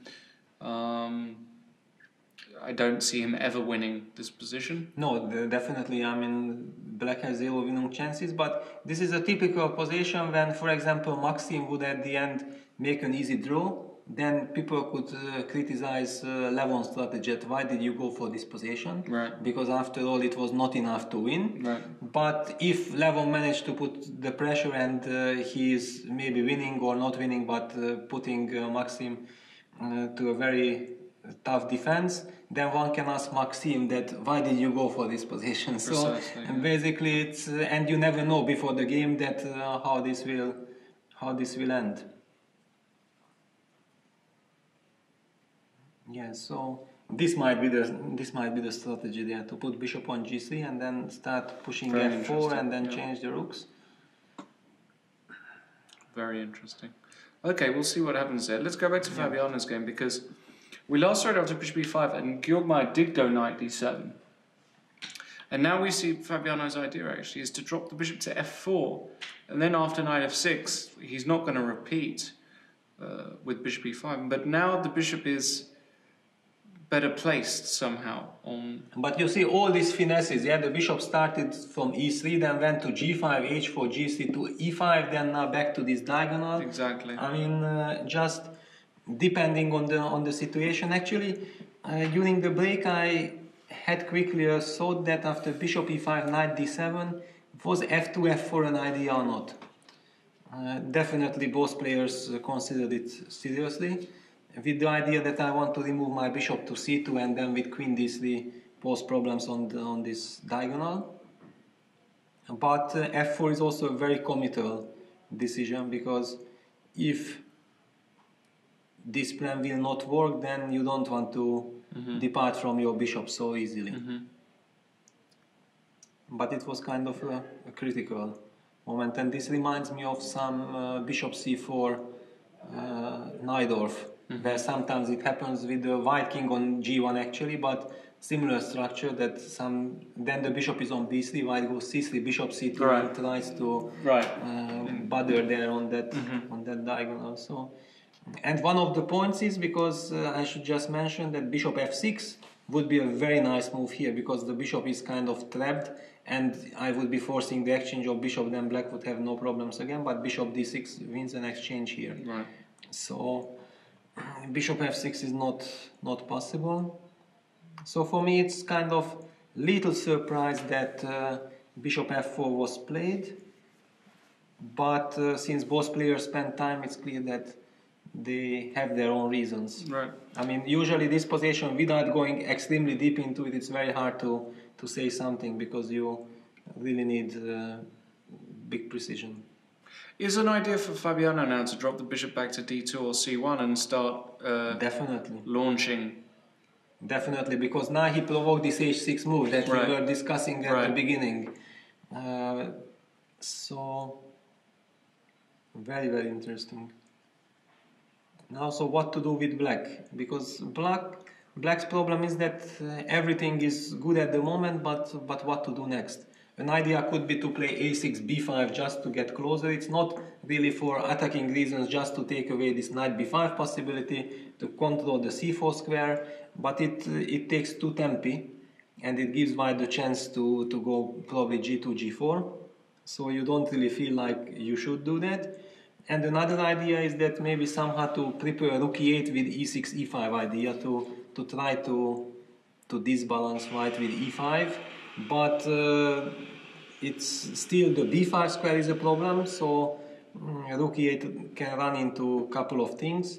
And secondly, also this e6, e5, if it's not winning immediately a piece, then it gives the f5 square, which you also don't want to... When the knight can jump into f5, as Garry Kasparov once said, a knight on f5 is worth a pawn. Never seems to happen for me, but there you go. Alright, so yeah, we have a very, very complicated middle game here, where every move, it's a move-by-move thing now, precision is required. Let's go back to Levon, because we just discussed that position, and he played bishop f4, which once he played it, I immediately felt like, wow, it's brilliant. Because he wants to go bishop g5. He wants to finally change these bishops, but in the right way. And if he managed to change that bishops and then change the other rook, for example rook d7 here, bishop g5, and if bishop g5, rook a d8, then rook d1, and after the exchange of the rooks, now it's the dream scenario, and f4, f5 is coming, and this, if it also this pawn is hanging, then it's just a disaster for black. So basically it's very important that after bishop g5, rook d7, bishop g5, can black play rook a d8 here or not?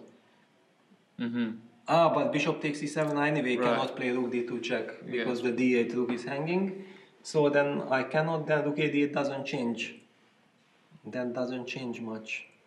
But then this bishop e5, bishop f4, and you remember before it was not clear that does white wants to change the dark squared bishop or not. But now that black has closed up the queen side with b5, b4, now the exchange of the dark squared bishop is already good for white, because black doesn't have this counterplay on the b5. Right. So super precise finesses by Levon. I mean, can black ever just go f6 here? That's my question.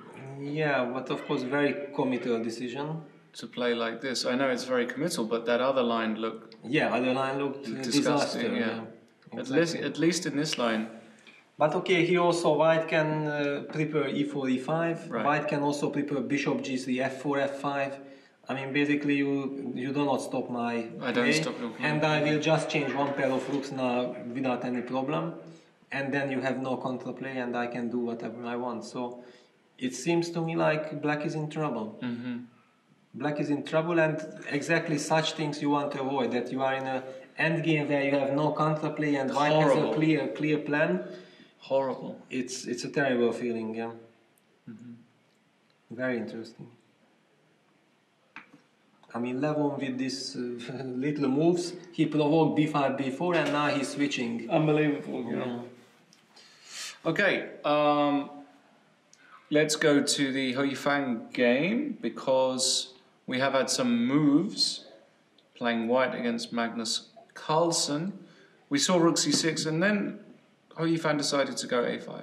So, making her intentions clear, knight d7 is really the only move. Knight c4, b3 would leave this knight embarrassed. Knight bd2. No, rook db1, winning the knight. So a5, knight d7, and now b3. So she decides to go for a b3 setup, rook fc8, and now the question is, does she want to go rook d2 to protect this, or c4? Yeah. Well, the reason why maybe she doesn't want to go c4 so quickly, because black will break with b6, and then the black knight still can go to c5 in the future and target the b3 pawn. Why I mentioned this, because maybe white can just first play rook d2, and till the knight is on d7 and the pawn is on c2, black doesn't want to go b6 or b5. There is no point. And it only just once white has committed to c4, and if now you go knight f6, which is very natural, then I go c4 and claim that now your knight has to anyway come back. Right. So I might win a tempo. That's why. Yeah, I like rook d2 actually. I think rook d2 is the right move. Okay, after rook d2, black can be also super smart to play h6. Okay, you don't want anything, I make a useful move, you make h3. Back, the ball is back on black's court, so... And then decide whether g6, king g7 is useful or not. It's not easy. In some positions it is useful, but if you really plan to break with d5, then you don't want to weaken your kingside structure yet. Okay, it's a fine maneuvering phase. Yeah. This is the sort of phase where we normally see Magnus take control as well. If there is a chance, if there is a chance, because he's always getting the maximum out of such positions, but whether it's possible, it's another question. I mean, I feel like white is super solid, so there is no reason why black should have the right to ask for more than equality here. Yeah. Okay, finally, at least good news for Magnus that Hou Yifan has spent also time, and she caught her with the time. Yeah, right. Because before she had like 20 minutes advantage on the clock, and now the clocks are more or less even. Yes, that's true. Bluebaum has played knight into c5.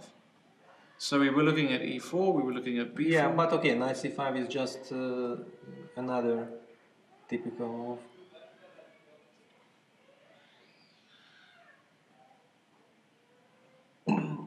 Yes.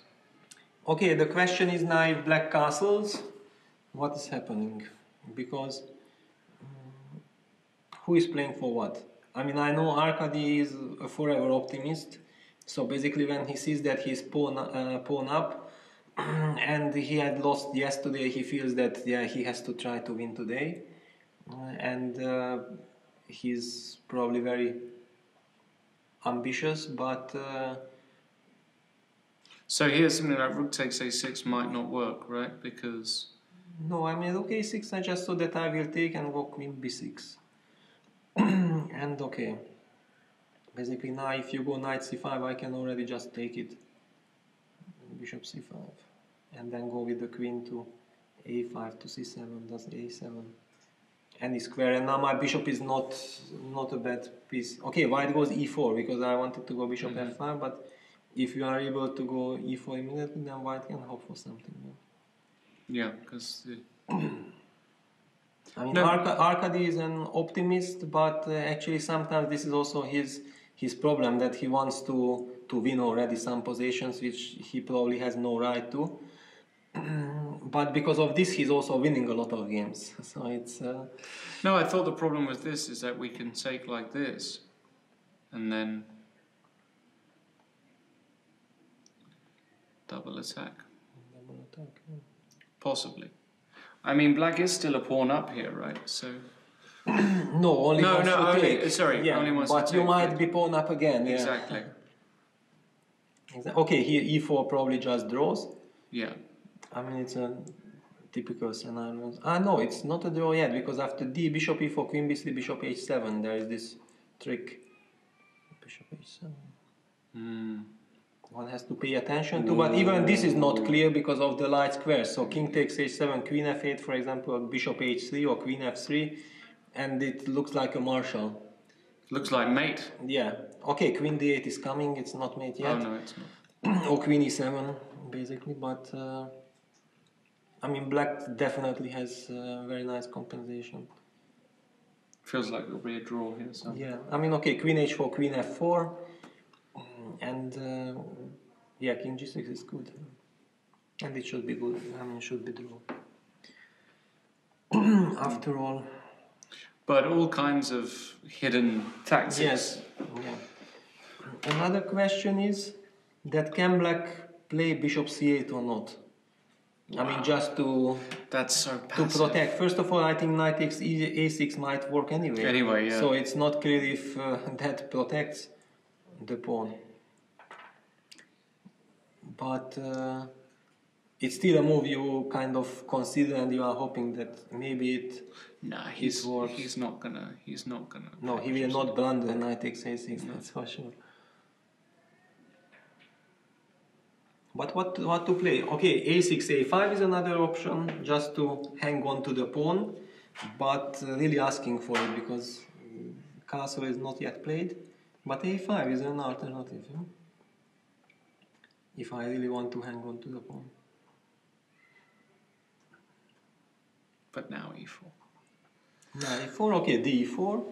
Reacts to a flank move with a. Yes, breaking in the center, yeah. And now castle's run into 97 and bishop takes e6, winning the exchange. And the game. Yeah, so here after e5, e4 does look very strong. Indeed, because I cannot. I mean, castle's ed is just probably better for white, so it's not something black is dreaming of. And then there is a move bishop takes c5, which we haven't discussed yet. When queen takes c5 stops castles for the moment, and after queen e7. But this looks very natural, because queen b6 would be also logical, and then I just castle. If you take, then e2 is hanging. So you should probably play e3.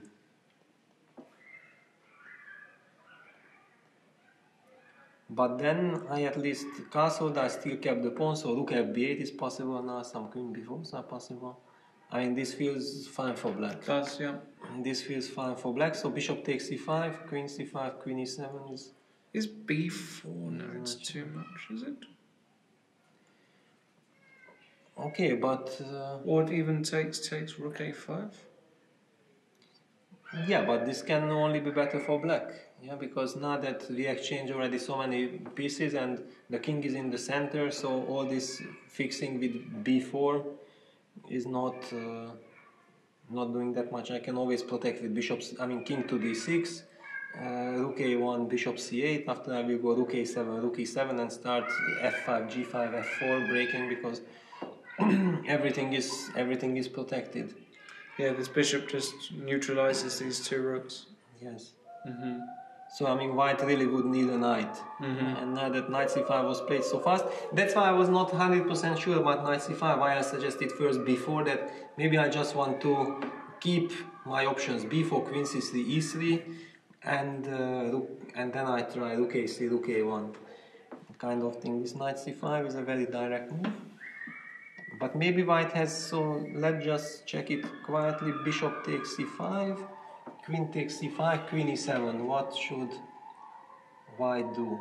Because if Matthias already played knight c5, he should have some idea here.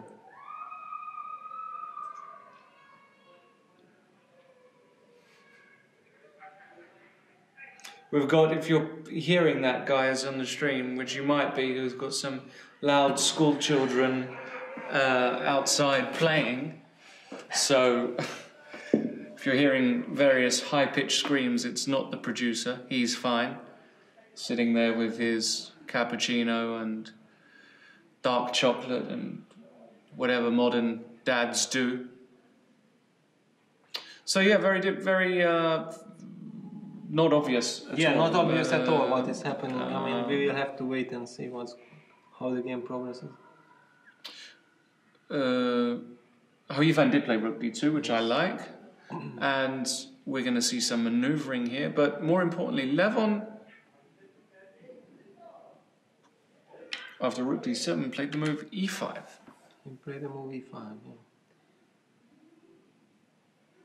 Which was not a move we suggested.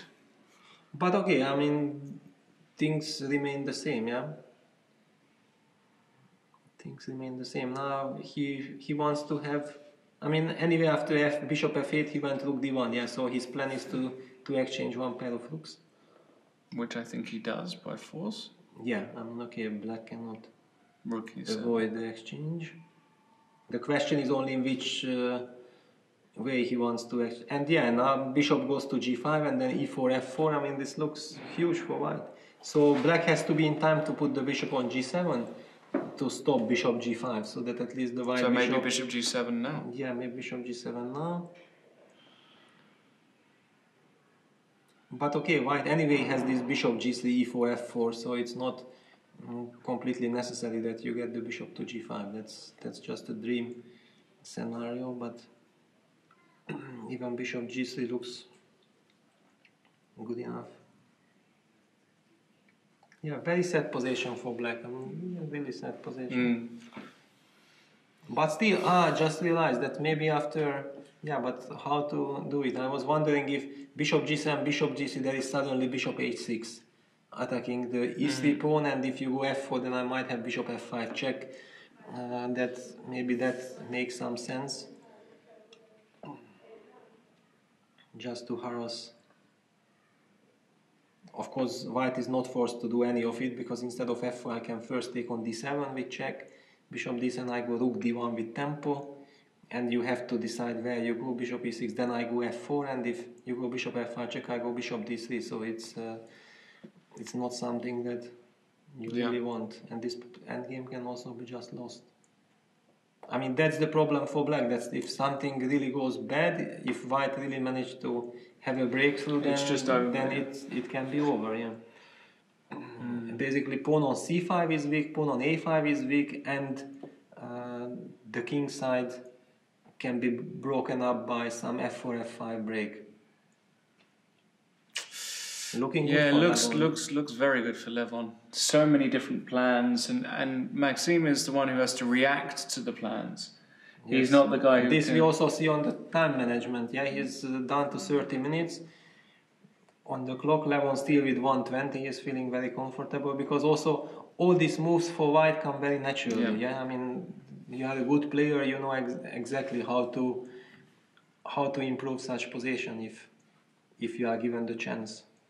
And it's not clear if black can really do that much. Another idea would be maybe to try to target this e5 pawn with rook e8.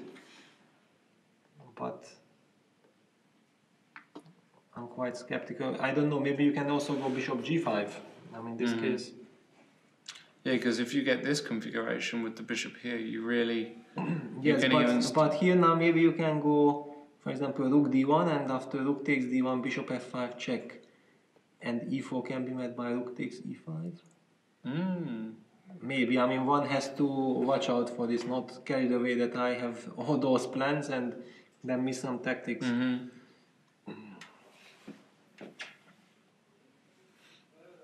Well, actually, Maxime has taken a pair of rooks off. Changed. He looks quite relaxed, Maxime. Do you think he realizes how much danger he's in, or do you think he's just putting a big poker face here? I don't think that he's relaxed. You don't think he's relaxed here? No, usually if you are relaxed, then you would have 50 minutes on your clock and you would be walking and taking some tea or something. But he's really sitting at the board and he's working, yeah, because he knows very well that probably he has to be extremely precise and he has no right to make one inaccuracy, because that would allow White to really get through with his plans. And Maxime is of course an extremely good tactician. So yes, the position is strategical, but he's definitely looking for chances and how he can try to stop the strategical ideas by small tactical ideas, like we have witnessed in the previous line with rook e8, which would actually not transpose after rook e8, bishop g5, bishop f5 check. Is exactly the same line that we had. Right, so rook e8. Maybe you go e4 first? Yeah, I mean that's really the unpleasant thing for black, that you create some idea and then White just makes a different move order, and then all your tactical ideas are vanishing already. Okay, now bishop g7 looks very natural. Bishop g3. Looks terrible, no? Looks very unpleasant. I mean, maybe it's not that bad, but simply the fact that you feel like you can't just sit and wait, because then White will most probably have the possibility to improve his position further and further. So you feel obliged to create something, but by playing any move, you might actually ease your opponent's job, yeah? Because every nervous break like f7, f6 might in fact help White. Really interesting. Okay, we'll see what happens there. Remember, forgot to say this at the start of the show, to everybody watching, send us your tweets and comments. Hashtag GRENKE chess. We did have a few very good questions actually yesterday, and please take this opportunity to ask Grandmaster Peter Leko your questions. This is a man who reached the top of the chess world and is still an elite player and has extremely interesting insights into the world of elite chess. So take this opportunity, send your questions, hashtag GRENKE chess, and we'll try and put the best ones on the screen. So the transmissions are normally fairly long. We're 2 hours into today's transmission. We were here for about 6 hours yesterday. Or 6.5. 6.5 even, yeah. It was a long one, but we had a lot of fun because the games were just so outstanding. Yeah, basically the time just vanished. It was so exciting that... It went very, very quickly. There we see MVL. You're right. He doesn't look that yeah, he's not relaxed at all. I mean, somehow I feel a little bit he's in the shoes of Matthias of yesterday, because then Maxime was the one who was calling the shots and he could torture Matthias almost like forever, but now it's exactly the opposite. Now he's there and he's down to 25 minutes, and the time is not the problem. The problem is probably that he doesn't know what to do. He doesn't know what to do. Right. And now that Magnus Carlson is wearing glasses, I've just realized that 6 of the 8 participants wear glasses. The only 2 that aren't wearing glasses are Bluebaum and Naiditsch. And we don't know if they are using lenses or not. And we don't know if they're using lenses or not. So, wearing glasses does make you a better chess player. I should have known that. You think so, yeah? Gary never wore glasses, right? Gary never wore glasses. And I remember that I had also a psychological problem that should I use glasses or not. But in '97 I played the tournament in Jopal in Colombia, the first one against Stuart Conquest, and I noticed during the game that somehow the light was like that I couldn't see the clock. I just didn't see how much time I have on available, you know, and it was an extremely interesting game. Finally it turned out to be a beautiful game, and I always like to walk a lot during the games. And whenever I looked back, I saw that my time is ticking, but I didn't know how much time I was not present at the board, so I just couldn't really judge how much time I have. And I started sacrificing. It was some incredible game, and finally I won.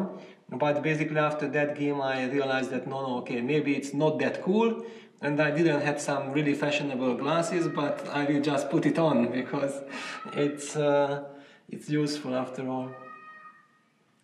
And we can see there Levon Aronian now deep in thought, but feels like he's very comfortable. Maxime did play bishop g7, we should point out. Yeah, the similar idea, like we had not to allow bishop g5, and okay, still keeping f7, f6 break maybe, but f7, f6 doesn't seem to be the right strategy. But now he forces at least the bishop back to g3. If white wants to advance, then with f4, e4, and then hope to create something. Okay, we will see what will be his defensive setup. Yeah. Arkady Naiditsch castled in his game after knight c5, so now white can take here, but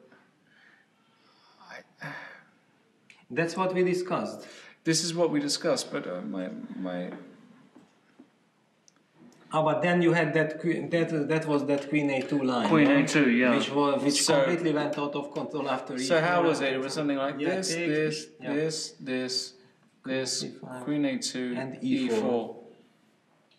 And now basically black is kind of forced to take d, because queen takes b3, d5 would look dangerous. Suddenly then white's pieces are just way too active. It might not be a disaster, but you don't want to allow all these activities. So d4 is kind of forced. And now if you don't take on b3, you react to the threat of bishop takes h7, then it feels like you lost the momentum.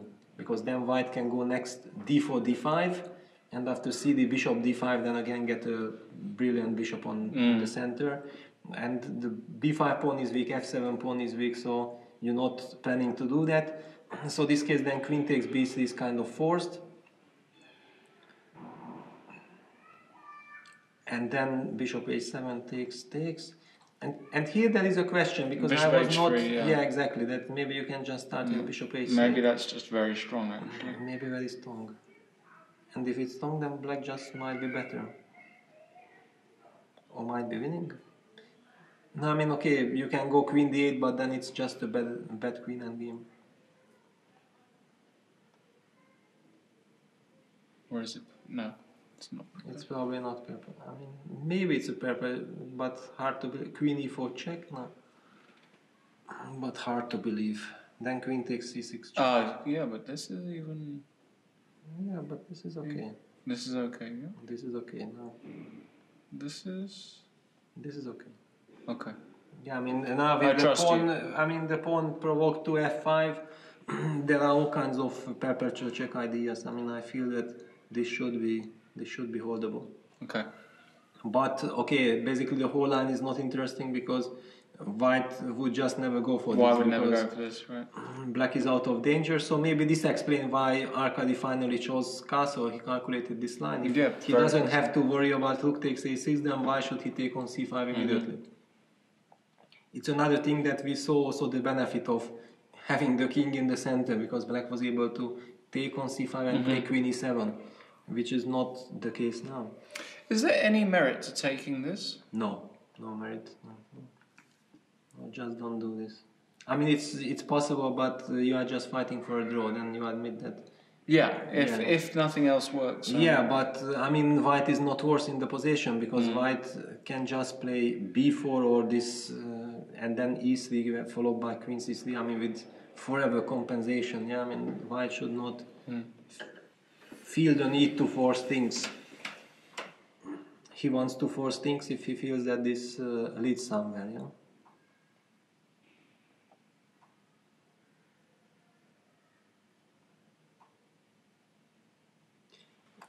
I think what is tricky that Matthias, by playing knight c5, feels a little bit obliged to justify this move. Yeah.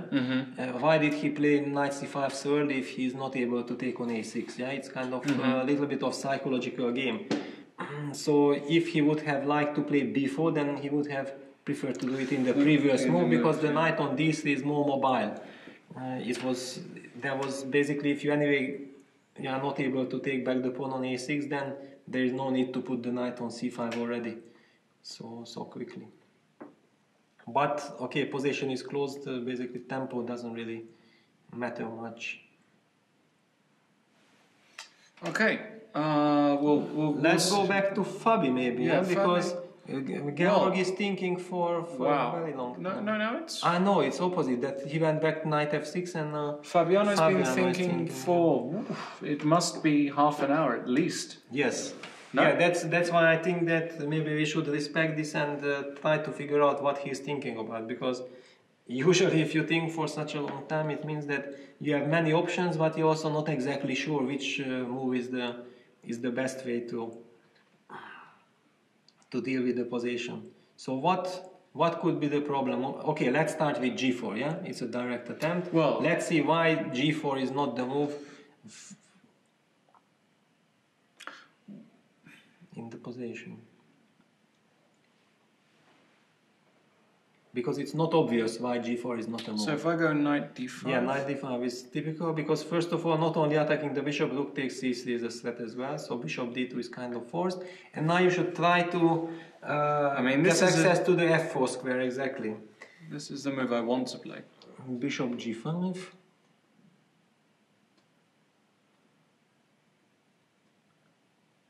Yeah, very interesting. I mean, okay, I can go h4, for example.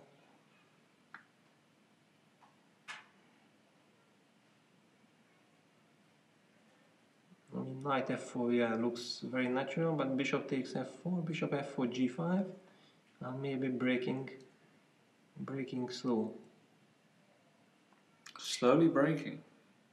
Well, maybe not even that slowly, no? Maybe. Usually I'm breaking slowly, but here it might be faster than usual, yeah? But am I worried? Should I be worried about this? I think you should. Really? I think you should, yeah. I don't feel scared, but that's my problem. I never feel scared. But we do have a move, anyway. Yes. And h4, yeah, was playing. h4.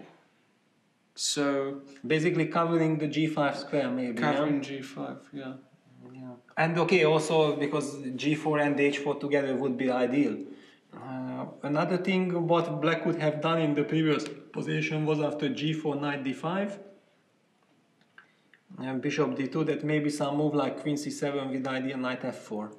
This is also typical that then once the queen gets to f4, it's really annoying, because that queen does a beautiful job. Beautiful job there. So basically Fabi just after a long thought decided that maybe he has the time to go h4, because it's also not obvious, as we discussed, that what should black do, how to deal with this in this position. For example, now if you do knight d5, I wonder if... no, I just was wondering if bishop takes h6 is a move or not. Probably not. Feels too much. Feels like a lot, but maybe not. Okay, g takes h6, queen g4 check, king h8. Knight takes e6, but still it doesn't feel enough. It looks interesting, but doesn't... hang on, can I take rook takes e6? Not knight takes e6, rook takes e6.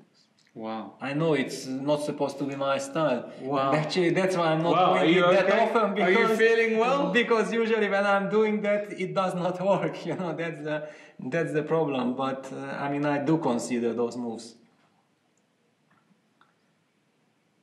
Rook e6.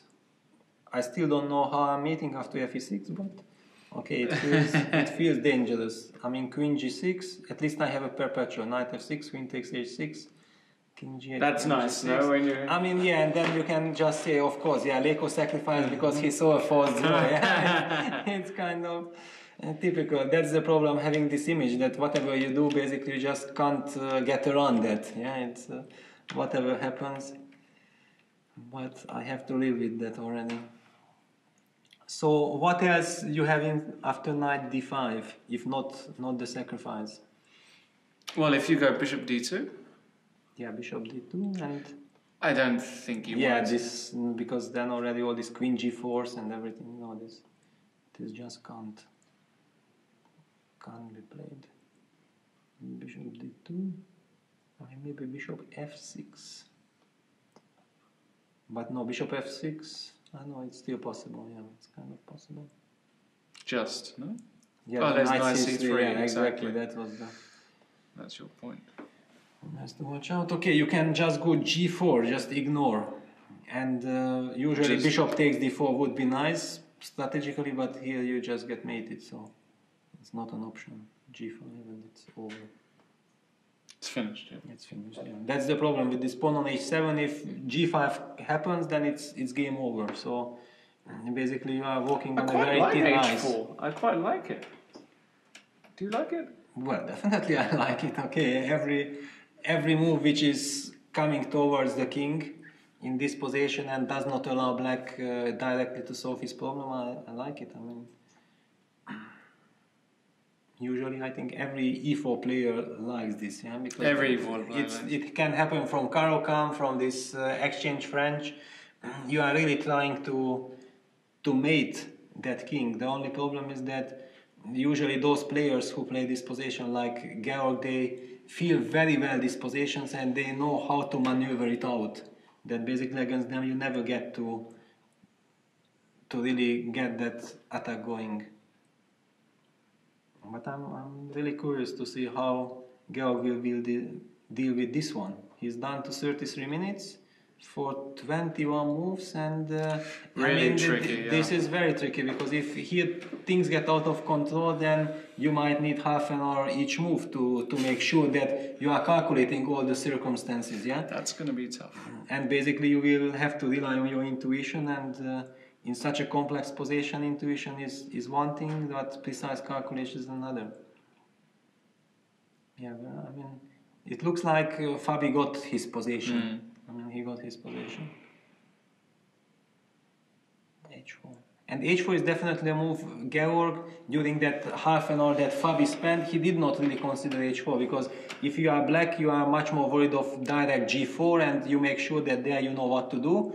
And now this h4 basically forces you to think again. And this is very unpleasant, because he doesn't have that much time.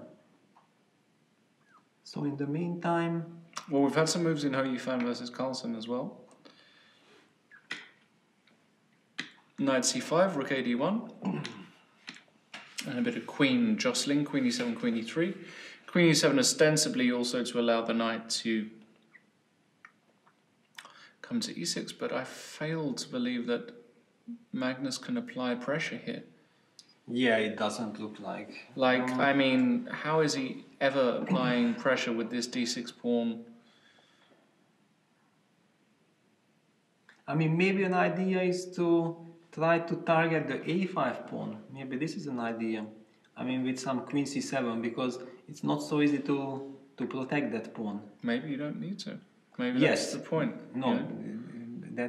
I understand that that's the point, but I'm just trying to speculate that what could be. And also, once all my pieces are gone from the king side, some knight h4 might be. Also, right? Knight h4, careful, knight f5, yeah, so one really has to be careful not to get carried away with all this.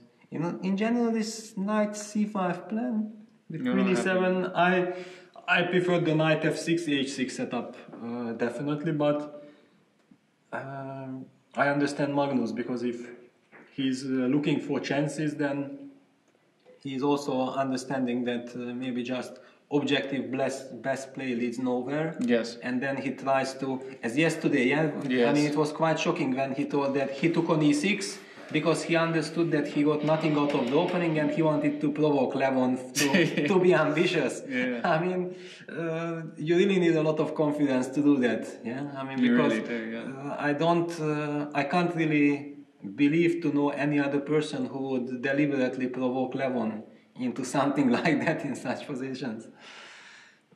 So it shows that his confidence level is quite high. What's your personal score against Magnus? Have you played him in classical chess? Yeah, well, we played a lot of games. I mean, at the beginning of his career, like from 2006 till 2009, I was basically dominating Magnus. I had like a +3 score in classical chess. But then it turned. He beat me in Nanjing in the first round in a Scotch, and in fact, I think that was quite a crucial game because that was the tournament where he finished with +5 or +6, maybe even +6, and he became number 1. Right. And before that tournament, I still did not believe that Magnus will be number 1 so quickly. Right. I mean, that was clear that sooner or later it might happen, and it will probably happen, but at that point it was still far from clear. And then suddenly after that result, he never ever gave up his number 1 position. Yeah, he's anymore. been number 1 for ever since. I think. Since 2009, right? Yes. Incredible. I mean, autumn of 2009. Yeah, it was just incredible. And after that, he went on beating me, I think, 3 times. So our score is probably equal right now. Yeah. G6. G6 is G6, played just to anticipate this knight h4, knight f5 plan. And basically G6, king G7 is very natural. Another game starts to be very interesting because last few moves, white has done everything perfectly. Rook d2, rook a d1, doubling on the d. White queen got to e3. And what next? Yeah, this is another question. Probably g3, right? This is always a g3 or h3. Yeah, which one? Okay, here g3 somehow feels more natural. Because you cover the f4 square, and also it's kind of very natural. If your opponent goes h6, you go h3, or if you go h3, he goes h6. Exactly. Yeah? But when you go g6, then I go g3, kind of. Typical. Also, it does support knight h4, but okay, you don't really need knight h4, right. But knight h4 can be useful with idea knight g2, and then removing the queen, and right. then knight e3, knight d5. Of course, it's more of a dream, but if that dream would come to life, that would be just... Well, we have to dream. Yes. We have to dream. I still have dreams. I dream that one day... No, I won't do it. You will beat a 2700 player. Yeah, that would that would not be a bad dream. That would be a nice dream. Did I ever come close? No, probably not. Probably not. On the internet I have. Does that count? No, not really. Doesn't count. All right. I have lost myself many games. No, you never played on the internet? No, I'm hardly playing. I mean, basically I'm anonymous, and sometimes maybe I play 2 or 3 games in every 3 years. So that doesn't really count. It doesn't interest you playing on the internet at all? You know, because a lot of the top players now, Magnus, they all play these top internet tournaments. Yeah, no, I mean, if you would be given a chance to play in a top internet tournament, then definitely I would be interested, and I would also be motivated. I would be training a lot, but since my rating is low, and to such tournaments basically you are invited if you have high rating, so I don't really feel like wasting my time is also too harsh to say, but I mean, think about this, that let's improve my skills in internet blitz, because then it's not my main priority. Okay. We got a tweet here from Gunnar Jakob saying, Aronian vs MVL is a nice example of engine limitations. White is clearly pushing, but the engines don't get it. I agree. There's a sort of position here, if we go back to Aronian versus Vachier-Lagrave, where only white can win with essentially an extra pawn on the king side. The engines might give it as 0.1 or something, but it feels like a lot more. It feels a lot more. Actually, if already we speculate about engine evaluation, then I would like to mention that yesterday's game this queen against the rook, knight, and the pawn position between Yes. Magnus Carlsen and Levon Aronian. Computers say that it's 0-0, but I think humanly over the board you evaluated that probably it's like 0-60 for white, but if I defend correctly, it will be a draw. Right. That's kind of the human evaluation. I mean, these 0-0s are always very tricky, and I know from myself that I hate 0-0s if I see that at home in my analysis, because if in a complicated position computer says 0-0, basically can also mean that even the computer doesn't know what's happening, you know, so it just evaluates it 0-0, but it can even be lost already. So one has to be careful with those 0-0s and rely on your intuition and things like this, because I think this is also still wonderful that computer cannot evaluate and cannot play every position perfectly. And this is very nice. It also shows how rich the game of chess is. I agree 100%. Bishop g4 played, so the rook is on pre. We do have Samuel Maxton has confirmed Leko versus Magnus is 3-all with 10 draws. That's a good record. Yeah, good record, but the tendency is not right. You know, that's the problem. That's a natural tendency, also. You know. Okay, I mean once. What are you? 30. I'm 37. 37. Yeah, 37. But so. okay, it's the problem is that once you have a good score, I think the real psychological turnaround was in 2008 in Miskolc. We had a match with Magnus in rapid chess, and it was an 8-game match. And basically, I felt like I was dominating the games. I had many winning positions and many very good positions, but actually Magnus won the match with 5-3 score. And basically, before that match, Magnus has never won a game against me. Right. And basically, by finally winning that match, I think he understood that, wow, why not? I mean, kind of. And but also it was something phenomenal, because we had some positions when I think the control was 25 minutes plus 5 seconds. So not 10 seconds increment, 5 second increment, and Magnus would be in a couple of games done to his 5 seconds. I would have like 5 minutes and basically the winning position.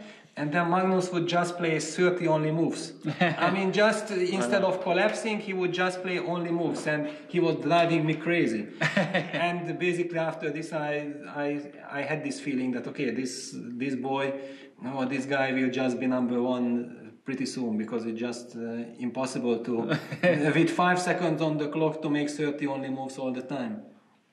It was fantastic. Very, very talented indeed, yes. In the Aronian game, Bishop g4 is on the board, so Levon has to do something with his rook. And the question is, like, the first move I saw, actually, because this is how my silly brain thinks, is Bishop e2. You like cheapos? I like cheapos. You like cheapos. And, of course, the point is you can't take because of check. You can take on d1, but if you exchange all the pieces, this is... You can also consider taking back with the king on d1 if you have the same idea. Yeah, you can. You can maybe even improve. Yes, and this ending looks marvelous for white. Eventually, you get in e4, f5. Yeah, this looks almost completely gone, because yes, you are even starting to play bishop e7. And there's even bishop d8. Yes, if the king but I mean, comes. just to illustrate, you go bishop e7, and then the bishop from g7 can never ever enter the game. That's amazing. Yeah, just to illustrate, you know. And resigns. Resigns, yeah. So, so there are a lot of endings now.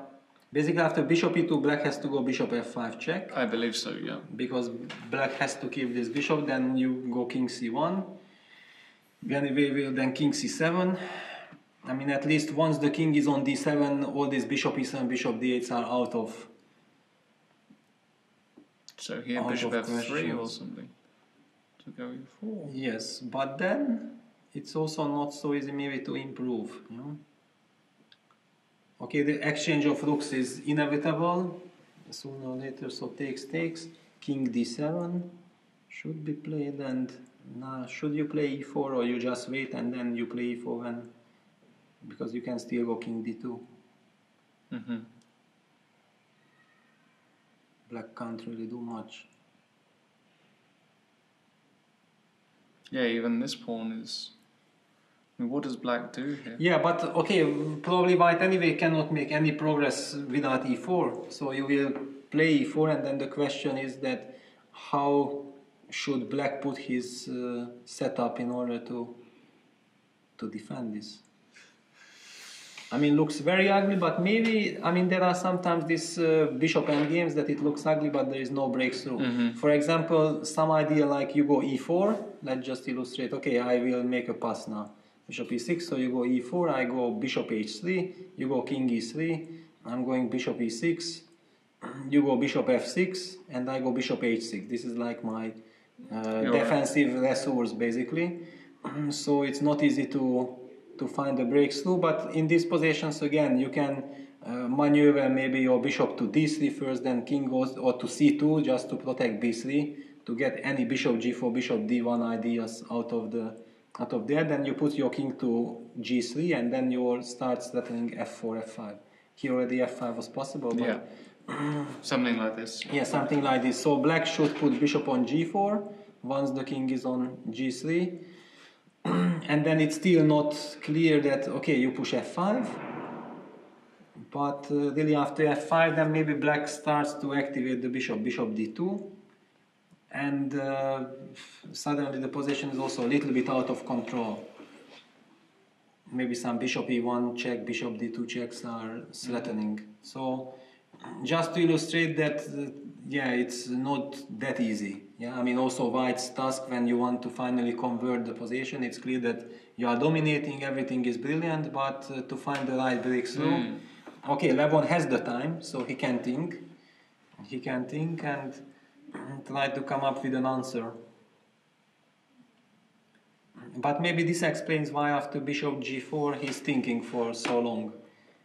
That maybe he doesn't want to allow the black bishop to get back to that diagonal, because it would be also lovely to go bishop e4, yeah? Mm-hmm. Yeah, absolutely. Yes. But it's now also tempo. You need to go waste that time for rook d2. Then if you go rook d2, maybe I go king c7. And after bishop e4, I'm ready to take and king d7, because I really need my king to d7 to guard these two squares. And then again, how are you gonna do progress? Without e4, f5, you just can't. Yeah, it's not trivial at all. In the Bluebaum game, curious, he went knight b7. So he basically said, okay, I've still got enough compensation, but I'm not liking this, because now with rook a7 already we see that bishop c8 is coming, and then he starts to push f5, g5. I mean, now it's clear that black is in the driver's seat. Yeah. So basically white is fighting for a draw, and also Matthias is spending time. It's clearly he's not happy with how the things have. And Hou Yifan there has been a change. She did play g3 and b5. So Magnus went for it, but I still feel like this is just, look at white's structure, it's so solid. And rook d5, and is Magnus in danger of being worse here? Well, I mean, this position can potentially be better for white. I mean, after all, white has no weakness and black has the weakness on d6. And this knight on c5 is very special. Okay, usually there should be a chance. I really dislike b5. Okay, I already dislike this knight c5, queen e7, the whole plan, because I felt like with knight on f6 you would be quite solid. But this is, hold on a second, what are you doing against this?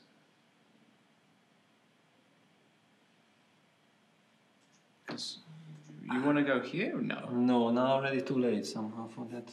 Also it runs into knight takes e5 maybe. Oh, that's nice. Let me put that on the board. So knight e7. Knight takes e5. The point is, of course, if pawn takes, rook takes d7, and we win at least a pawn, probably more. And if knight takes, the rook is hanging, and there is but I go to h1 and then queen e3 back. Ah, but then takes, rook takes c2 and it's mate, actually, so one has to be careful. But maybe we can just go to f1.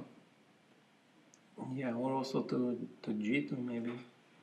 Maybe we can go to g2 after all. And queen takes e4, queen e3. And now you have all these checks, but do they lead somewhere? They might. Knight h4, king h3.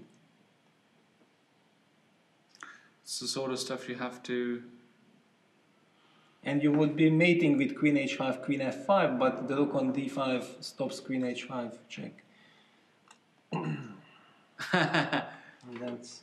It's quite an important detail. Yeah, it's very important. Okay. Yeah, this would have been made. So a lot to calculate. A lot to calculate, okay, I mean, but instinctively it feels like yeah, this is you wrong. Don't want to even if this doesn't work. Yes, it's not.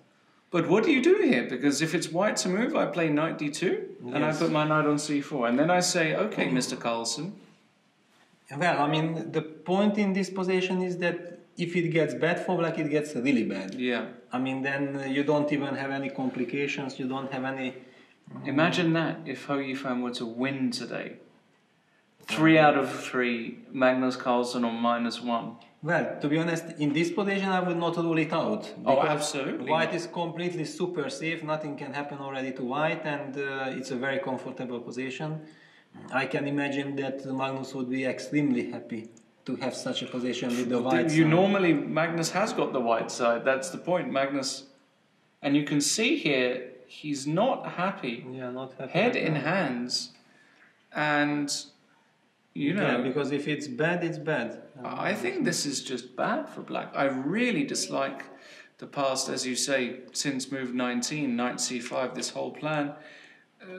Hou Yifan has played very natural moves, and then to lash out with b5, I don't understand why you would do that now and put the rook on such an awkward square. Well, basically I think that b5 can be explained that maybe Magnus was still kind of optimistic at this point, thinking that he has all kinds of ideas with rook b4, you know, right. Because black seems to be threatening rook b4 and then a5, a4, but rook d5 is a very good move. It's a very good move, because this knight d2 is... Yeah, rook b4, knight d2 covers everything. And then knight c4 and game over, basically. It's just game over. Knight c4 is game over, So Magnus with his back against the wall, and you can see it in his... Yeah, he's disgusted. He's disgusted with himself. And legitimately could lose this. And this would be a shock. And for everybody who's watching, I have got a bet on Hou Yifan to win the tournament with 7 wins. Wow. I'm joking. Wow. You must have had I'm really joking. good odds, of course, but... I got it. I don't really. No, obviously, but Magnus is, has 35 minutes. It's not an easy position. He can't liquidate easily. The knight, his pieces aren't really working well. And white, the problem Magnus has is white's plan is just so straightforward that she doesn't really have to think here. Yeah, and white has perfect harmony of all the forces. I mean, everything is in the center, everything is covered, Absolutely. Everything is like a dream. I don't know, so we discussed first knight d7 just like this, but maybe there is something to this knight d7 line, because this is a move to stop knight d2. Right. And then if you would be able to put back rook bc6 and then knight f6, then suddenly the position would stabilize again. But also we are... You know, What? No, I was going to say, I mean, I cannot believe this works. Yeah, no, I can't believe, but then it's a principal line, yeah, that one really has to... What does king calculate. f1? King f1? But okay, I mean, king f1, queen takes e4. Just say you don't care. Okay, knight takes h2 check. Rook takes c2 check. I don't care. You don't care? No. I'm just going to pretend that I don't care. But okay, I already have 2 pawns and... Is it 2 pawns? It's 2 pawns already. That's a lot, actually. That's a lot, and I have all kinds of possibilities now. Yeah, that's too much. But I have to say, I can't believe it I'm either, sorry, but, I just can't believe this. But since we started this... Okay, let's cheat. Yeah, takes. Okay, king g2, queen e4, queen e3. I mean, this was the critical. We did actually analyze this, right? Yeah, yes. This is just winning. Yes, actually. and thanks to this. Thanks to this rook on d5. So it doesn't work. It doesn't. Yeah, It simply doesn't work. Magnus in huge trouble, in my opinion. Really serious problems for the world champion. And yeah, this looks... you can just see it in his face, his body language. He's pretty disgusted with himself. Yeah, because I said, if it's bad, it's just very bad. I mean, it doesn't matter if you are Magnus Carlsen, what you can create. The same thing happened to Fabiano, that he's a brilliant player, he's always very resourceful, but he ended up in such a bad position that he couldn't even put up a fight. Yeah, he just... in the first round. Yeah, he just collapsed. And now suddenly Magnus is facing similar... You can similar see it, he's just shaking his head. He can't believe what's happening. And which basically explains that he just missed rook d5 because he was feeling quite relaxed till up to this point. Yeah, and you can see it. He's, you know, and to very quickly. I'm going to do this while we've got the full screen Magnus. Were Magnus to lose this game, he would drop. He would lose 8 points from this game. Yeah, definitely. At least eight points, no? And he would be just a few points ahead of Wesley So. And... okay, Wesley himself has lost a couple of points. Yes. This is also crazy. I mean, this I think can only happen in chess, yeah? That you win the US championship and ending up losing rating. Yeah, and... I mean, which other sport is it possible? Well... You become the champion and your rating drops, kind of. Well, that's the punishment for having too much rating, yeah? Taye has tweeted us, thank you Taye. I count 5 losses by Carlson out of 38 classical games against women in his career. His last loss was against Katarina Lachno in 2005, 12 years ago. He's got a great record against Hou Yifan, 3 wins and a draw. But he's now very nervous also. I mean, it's... Yeah, this should be a terrible feeling because he had 0 problems out of the opening. He was trying to create something, and by trying to create something out of nothing, then things got out of control. Absolutely. And he's also now down on time on the clock. We can see here the absolutely accurate clock times. Magnus with 31 minutes and Hou Yifan with 33 minutes. And I would be very confident if I was Hou Yifan. And, you know, maybe this is the tournament that will also push her, because she's had a kind of... There's been a kind of lack of consistency with her results recently. She's lost a few points. She got to 26.50, 26.70. No, I think she's now below. I think she's like 26.30. Well, that's what I'm saying. She's had a lack of consistency. So she was much higher rated. And maybe this will be the tournament that we can see here. Her peak rating was actually already 2 years ago. She was 26.86. She's now 26.49. So she's way off her peak rating. You know, we were saying she'd be the second woman ever after your compatriot Judith to reach 2700, the second female ever. Yeah, she was extremely close in this 2015 May with this 26.86, and not only her rating but the way she was playing, it looked like it's like a question of time when she will reach it. But chess is an incredibly tricky business. Yes. Because there are so many great players and you can just so easily lose rating. I mean, to lose rating is so easy, but gain rating is extremely difficult. So, okay, definitely, I mean, 26.49, was it, yeah? 26.49, I mean, it's way too low for her. Yeah, I believe so also, yeah. And she's just in just such a promising position today. I really feel like Magnus is going to struggle to... I'm definitely... Well, I never rule out a Magnus Carlsen victory because I've done that too many times and it's come to bite me where the sun don't shine. But in this particular position, the problem is I really struggle to see any dynamic possibilities for Magnus where he can create complications. It's just a case of knight d2, knight c4 is coming. If you have to go rook bc6, knight d2, knight e6, knight c4 and rook d8 and go I mean even this... No, this looks awful. This looks disgusting. I mean, basically after rook d5, I think is the first time in the moment when you would ask Magnus that would you sign the draw, he would just sign immediately. I mean, the score sheet, because... Do you think he'd do that against me? Even against... In this position... Even against me? You don't know him. Okay, against me, he'd never agree. In Blitz, definitely no, not. In Blitz, but definitely not. In a classical game... In a classical game, I don't know. I mean, if knight d2, knight c4 is coming, then... I mean, this is the problem. It doesn't matter who you are. If the position is so unpleasant, so unpleasant. It's incredible. Magnus Carlson on the ropes. Still not really. We got one move in the Fabiano game. I think we'll do another very quick roundup of the boards before it's another good time to take a very quick pause, because when we come back, we'll be right in the time scramble. So let's just do a roundup of the boards. Fabiano Caruana, Georg Meyer. We had h4 and rook d8, and now Fabi's gone back. Yes, but now with the rook on d8, probably the bishop takes g7, sacrifices. All work. Would probably work. So and also he has taken away the g5 square. Yes. So this is also vital. So this kind of stuff takes. And maybe queen g4 check, and then some rook takes this. Maybe that's why it's so important.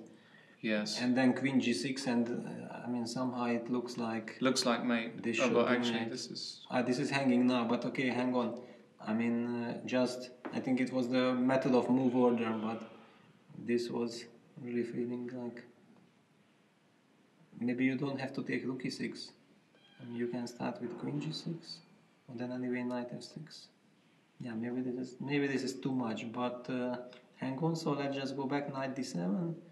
Bishop takes g7, king takes, because this really feels that it should be over. Yeah, maybe now we take knight e6, f6, queen e6, bishop f6, queen g4 check, which we didn't have before, and now queen g6. Now it's a win, because the bishop on f6 is hanging. So actually this h4 move was incredible. Great move, h4. Useful, so brilliant idea. So bishop e5, so probably knight d7 is, and Georg down to 11 minutes as well, so we'll keep an eye on his time. Yes. In the Bluebaum Naiditsch game, well, Arkadi's piled his rooks on the a file, which we thought after rook fc1. He can't go bishop c8 here because... But why? Queen f4 maybe. But queen f4 is not something to be worried about.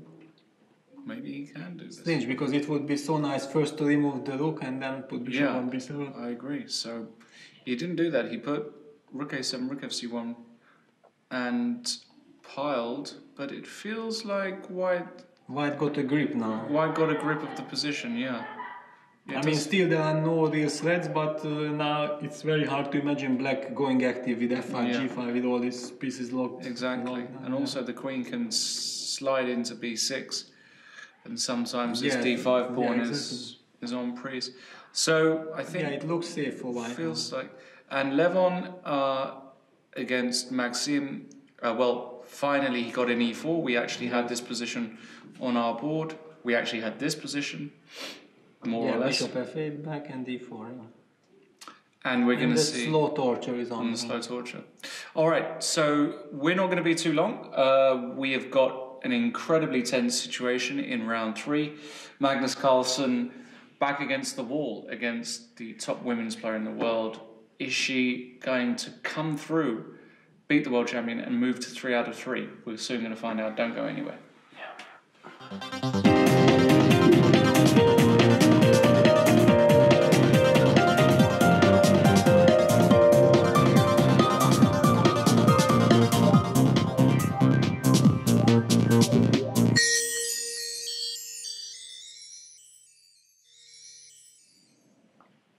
Hello everybody, welcome back. This is round 3 of the GRENKE Chess Classic. Once again here with Grandmaster Leko. We are 3 hours into the round. All 4 games are still being played, but the breaking news of this round is that Magnus Carlson, playing black against Hou Yifan, who, by the way, is leading the tournament.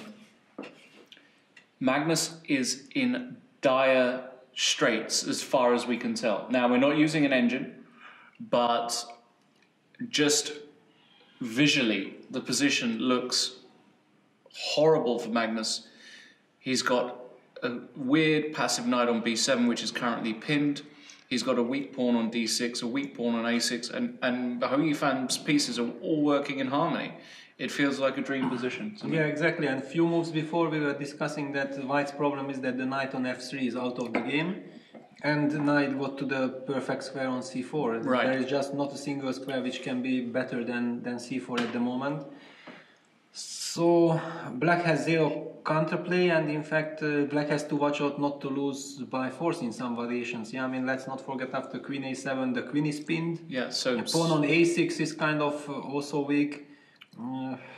I mean, even just, you know, let's make a move here. Okay, then at least king g7. Let's make king g, because that's... Okay, king g7. Well, even here, the some kind of tactics probably... Well, I say probably work. But usually in this position, if white doesn't find the win by force, then it's better just to keep the tension and, okay, just go king g2 and give again a pass to black, because it's not clear if black has any move. Of course, if white has a win here, then white goes for it, but... Yeah, maybe no win immediately. Yeah. Because, okay, king g7 is useful, and then push next h5. White will probably push h4. And then still the question remains, what next for black? So for example, king g2, h5, h4. And then the ball is back in. Well, actually, Magnus has played a move. He's played queen c7. Queen c7, yeah. Trying to cover some squares on But this doesn't... on the queen side.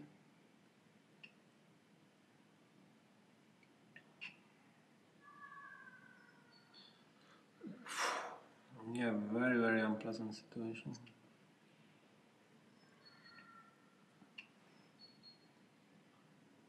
Okay, in some sense queen c7 is logical, because queen on e7 was pinned and was hanging in the air. Now with queen c7 at least all of black's pieces are protecting each other. The only problem is that there is still no next move, yeah? There's just no next move. Yeah, it's just a move, right? So if you were white here, you would just be playing king g2. Yeah, king g2, that's basically how we are taught as kids, yeah? If you don't see any win, then just improve your position. Maybe sometimes this rook to d2 just to protect the c2 pawn, but okay, after it's not running away. After king g2 you can still go rook g2. And yes. Probably black's next move would be king g7. Everything is tied down on the queen side, so... And h5, h4. I mean, these are the so-called standard moves, and then see what next. I mean, that's basically the biggest problem for black, that what to do. Actually... But everything is protected. Maybe not the rook to d2, maybe better to keep the rook here, just in case it wants to come to a1, and... yes, but then a little bit the position gets complicated, because then I get a chance to take on d5, ed rook c5. Yeah, but when I take on a6, you're pinned and... yeah, it's probably losing. Yeah. No, it's probably winning then for you, but I mean, to place a move like rook a1, that requires calculation, yeah, because you have so much, everything under control, so basically you don't want to change the character unless it's really winning. But if you want to go rook a1, you can do it. I can do it now. I can because then the king on g1 is even better, not to potentially get a check on the long diagonal. Yeah. Because rook a1 now, what's your move? So let's say you take, I take. Yeah. I mean, I would love to sacrifice the exchange, but it just doesn't work because I'm pinned. So rook c5 is forced, and then rook takes a6, rook takes d5, rook b6. Rook b6 is finito. I mean, if there is no... There's no check here? I mean, check, there is, but you take with queen on b7 and you control. Yeah. The situation. So then what? Rook a1 is... Rook a1 might be strong. Is a direct question, yeah? So what else do we have?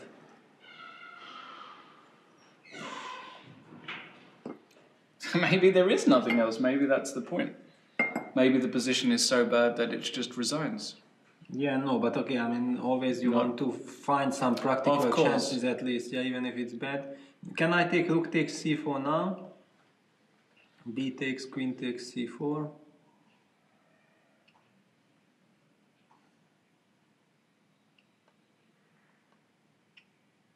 Yeah, this is the problem that I'm forced to take, and then queen a6, okay, that's Queen it. a6? Yeah, this is just lost. Because with queens on c4 I could take on e4, but I just... The knight is just so bad, it's just hanging in so many lines, yeah? So maybe rook a1 just extremely strong. Incredible. It doesn't surprise me because the position is just so awful that, and it's not a difficult move to find. Honestly, you're just threading a pawn. Basically, it's difficult psychologically, and it can also be missed by black because simply you are so disgusted with your position that everything is perfect for white, and then suddenly after rook a1 you are given the chance to change the character of the position, but it wins by force. So if it wins by force, it wins by force. It wins by force. She's got 20 minutes to find rook a1, and it might not be the only way to play. Of course, she's not going to spoil her position by playing any moves like h4, so it wouldn't surprise me if she did that. It just feels like this move might win as well. We'll come back to that in a minute. Let's go to the Aronian game, because we have had a lot of moves there, and we saw e4, bishop h3, and f5. So Lev finally went for it, takes and takes with a mat exchange, and we get this. And Maxim is down to 2 minutes. 2 minutes only, but there's only one move to make, so it's not such a drama. And he's played bishop g7. And the point is, so essentially Levon has seen this position, and assumedly he's assessed this as at least winning. Well, not at least winning, but giving some winning chances, because white has got a de facto extra pawn. But you know, Maxime, he's a tricky guy. He's a tricky guy, yeah. I mean, if so there is a chance to F4, defend, probably, he will defend. Probably only bishop f4. Bishop f4, yeah, looks natural.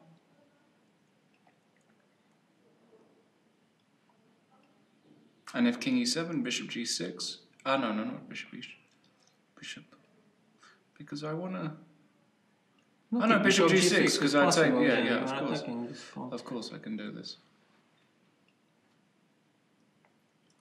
I mean, it looks very bad for black, that's clear. But maybe I can do this. You can. How is this? You know, I'm just thinking this... No, but I might not take on c6, I don't need this pawn. But I don't have to hurry with this all. Mm-hmm. I don't have to hurry with this all. Bishop g7.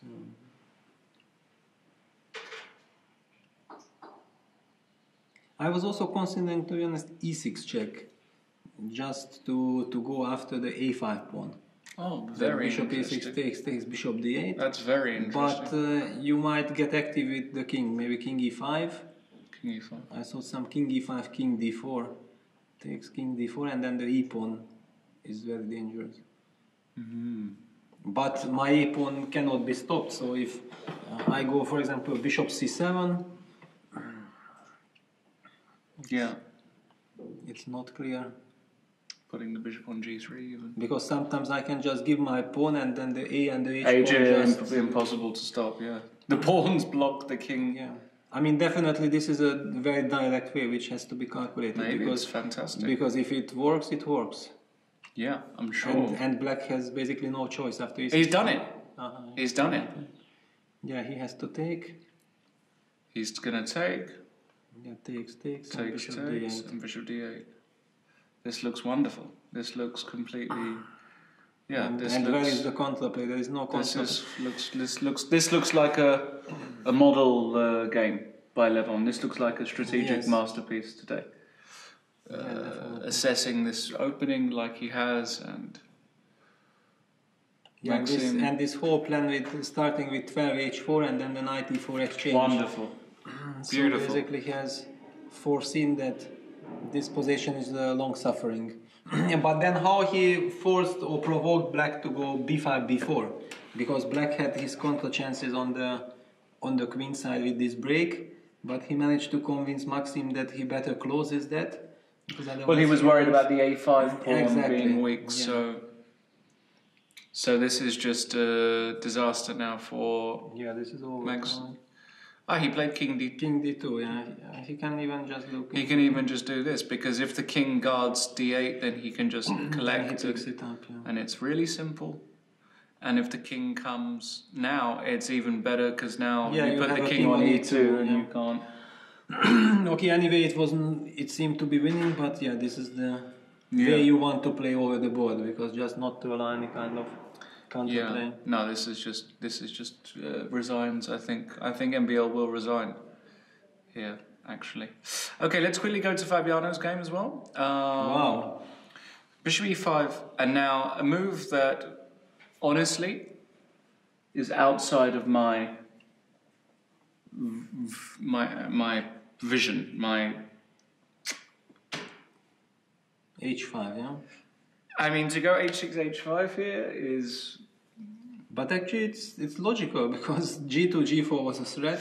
No, I understand. Kind of, and you want to control the g4 square. I understand. It's just. Whatever happens in this game, this is a very high class game. Yes. By both sides. I mean, so many finesses are played here. F3. Now g4 is a threat. Bishop d6 and queen e3 coming. Okay, but this is also double-edged. You give up the dark square bishop. And strategically speaking, if you are not able to break through on the king side, then in long terms black can be satisfied.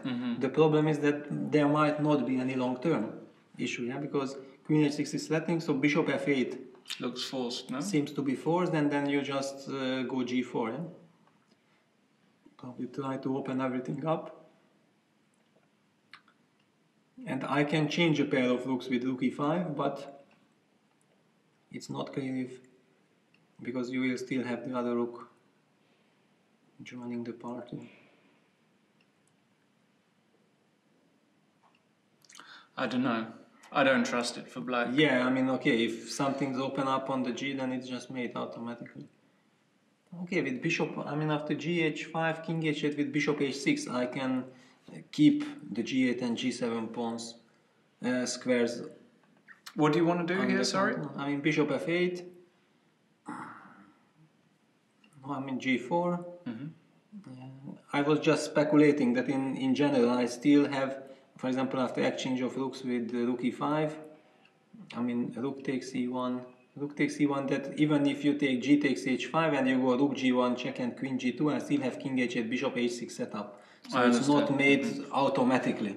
I mean, it might just be made in long terms, but so in the meantime, can I do something? But the problem is that how to get counterplay with black, yeah? Or maybe e5. Yeah, but then the f5 square. I mean, just bishop f5 and yeah. this is over. Yeah. I mean, this will be made. So, okay, queen c5 basically wins the piece, but I just believe that this cannot be. Whoa. Cannot happen. What? What, where? Maxime has resigned, which doesn't surprise us. We thought he would resign here. Yeah, that's it. But Hou Yifan has taken on b5. She took on b5. After long thoughts, she is down to 12 minutes. What does she have in mind? She wants to win take the on pawn, d6 or what? But no, yeah, I mean you can take, but I thought that maybe she wanted more than this. What is this? Okay, it's a pawn up, queen end game, also extremely pleasant. Knight d6. Okay, so she. No, knight d6 is possible. No, okay, then it's a rook end game. Yeah, but so no, but I don't like it. d6. Yeah, I really don't like it. Here, and then maybe just this d5. With of course no losing chances, but can she win? Maybe she can still win this. Yeah, she can win this, but this But is 50% this- drawing chances and 50% winning chances. But this position was so. I mean, okay, after rook a1 we didn't see a move, but on the other hand, it's also a very practical decision. Of course. If you can win a pawn against the world champion, then why not? Yeah, so takes. Okay, it's a huge question. Takes. So is the rook endgame happening? Yeah, the rook ending is happening, and rook d5. Yeah, so b4. Probably rook e2, yeah? I mean, sorry, f6.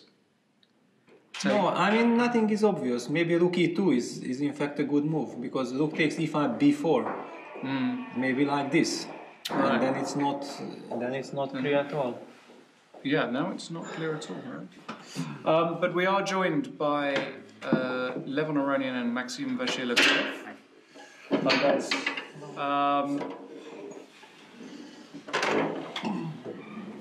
We'll keep an eye on Magnus's game, of course, but congratulations, Levon. Unlucky, Maxime. But today it looked like a strategic masterclass from you. I mean, it looked just... I wouldn't say so. I mean, the position remains equal for a long time, of course. But, you know, last time when I was playing against Maxime, he said that he doesn't necessarily want to beat me, but he wants to torture me.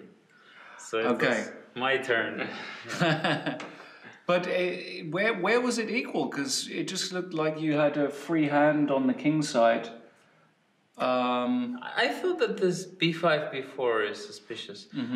Maybe my second Tigran Gharamian has analyzed this a long time ago on a board.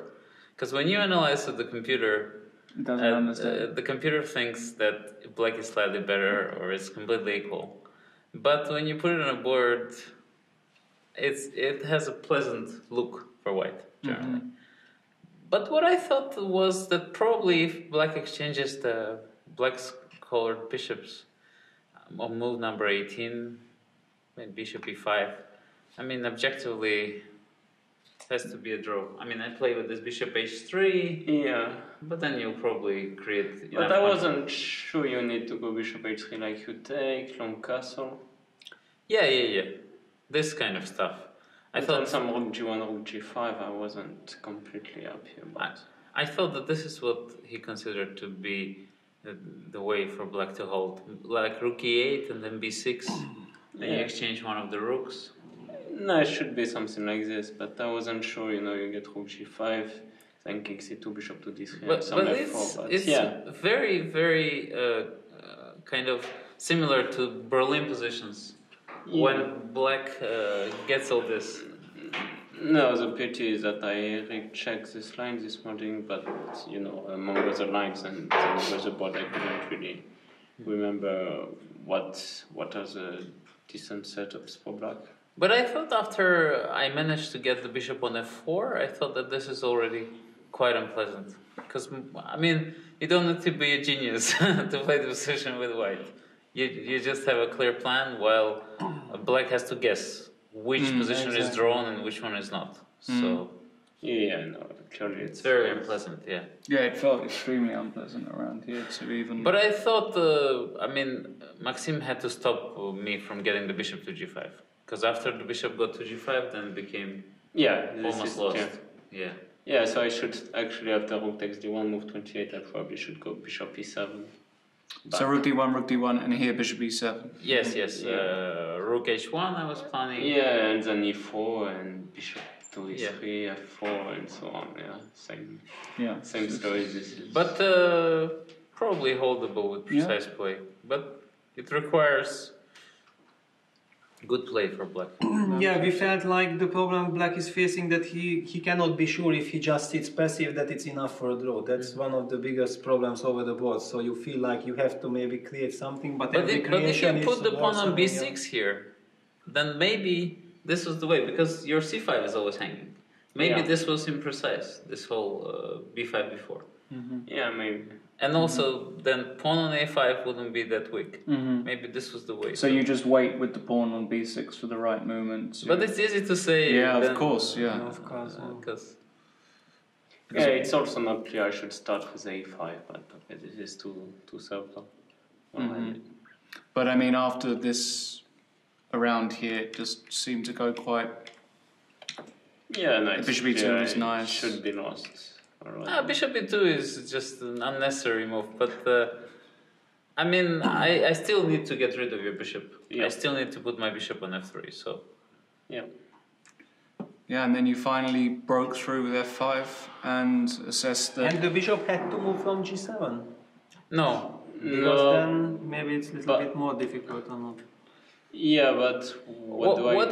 What I have thought that I mean, if I exchange and put king on d7 and I wait with yes, bishop I on thought h7. I'm playing e4, then I'm putting my bishop to f6. You're playing bishop h6. I'm putting the king on e3. Yes. And no, maybe first I bring the king to g3. Yes, exactly. That's And what then I was doing. bishop to f6, and then f5. Yeah.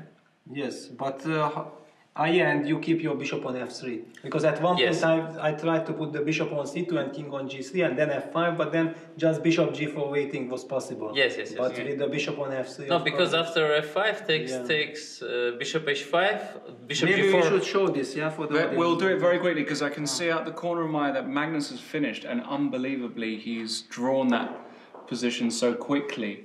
So we'll be really quick with this line. I don't even know where to Just begin. rook d1, for Just example. rook d1. Rook d1. What move are we on? I mean here. No, here. Here. Exactly here. Here? After Because king it's very c1, king important for c7. the assessment Yes. of the whole position. Exactly, bishop f3 and instead of bishop f8 You to take rook take on d1. d1 and king d7. This one. Yeah, So king e4. Yeah, Bishop king e2. somewhere, king e2. Then king f2, bishop e2. Where am I going? How am Okay, I- bishop e6. Bishop just h. wait. Yeah, king f2. Bishop h3, bishop e2. Yeah. Bishop e6, king g3. Is this I? Like King g3. king G3. King g3. Okay. And then next bishop f6 and f5. And then bishop h5, bishop g4 is a killing threat. Okay. Because once I exchange the bishops, all the endgames are lost. Yeah. Okay. All right. Well, after that, once you got in f5, it looked like it was already over. Okay. So congratulations. Thank you. And good luck. Rest days tomorrow, the day after. Yeah. All right. Thanks, guys. Thank you. Levon and Maxime there, and I believe we're going to be joined by Magnus. I'm not sure if Hou Yifan is here as well. Is she there? Maybe not. We'll welcome Magnus. I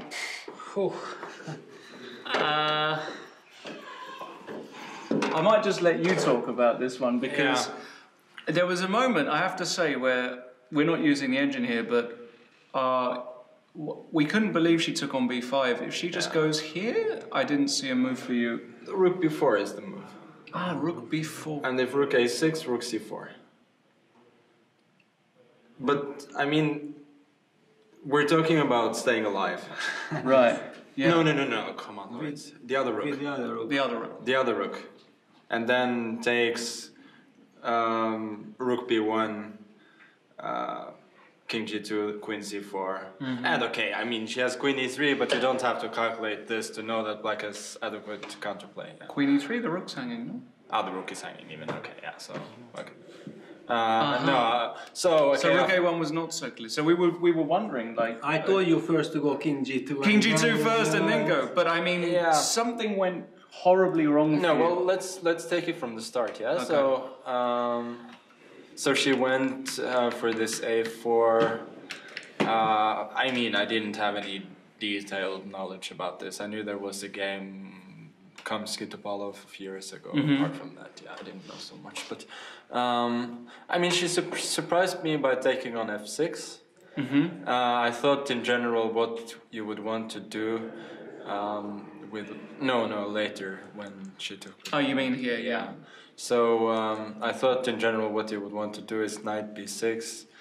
And there was this interesting line, queen b6, bishop e6, queen b2. Queen b2 into that? F6 is probably the best. And now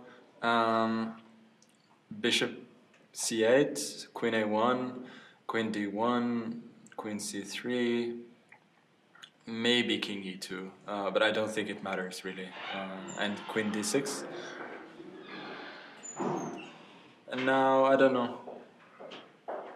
Interesting. Like queen c4, king d2, maybe white is actually better. Also, if I go bishop e7 immediately.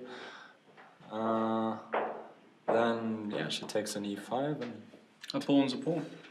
it seems like I have more problems with development than she has. So I have to take back, but then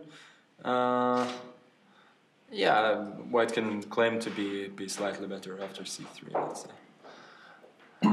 Okay, after what happened in the game, it's clear that I should. Did you contemplate gf6 here? I did. We were. That's why I was thinking for a while. I don't believe it's objectively very good, but it's.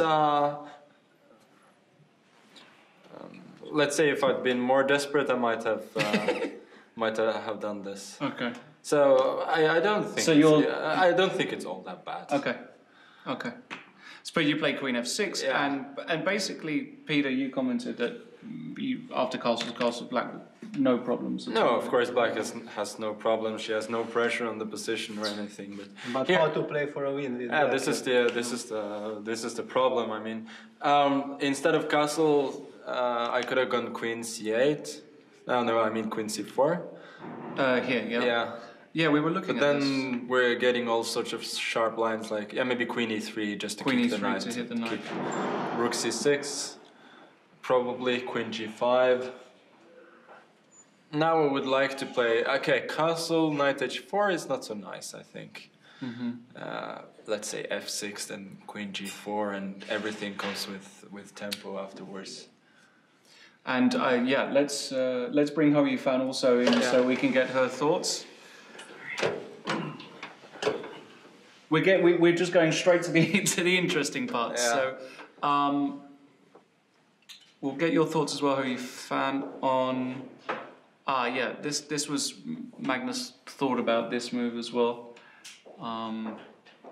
So and also if Queen g5, if I take on e4, yes, takes on g7, then Rook f8. Maybe knight e5 is okay. Knight e5. I wasn't so sure. Okay. Dangerous.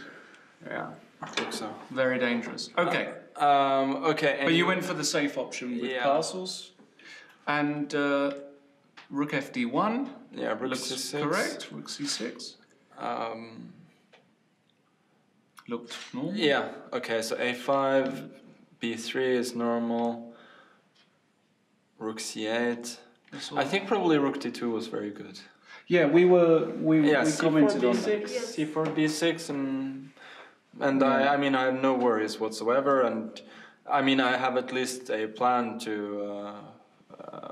I don't think black is better by any means, but I have a plan anyway, of occupying the b file, then playing the knight to c5, and now. So basically, tell us, Magnus, because clearly your choice of opening today indicated you really wanted to play for a win. You normally want to play for a win, but you really wanted to mix things up. But around here, at some point, you must be feeling well. Well, on the other hand, if you get a nice position like this, without any worries. You shouldn't be too unhappy. So I felt that. The position is equal, but we still play. There's still a game, and I thought it was plenty interesting still. Yeah, no, absolutely. It was still very interesting, but it was around here where maybe knight c5 already was. The thing was I wanted Rook c3.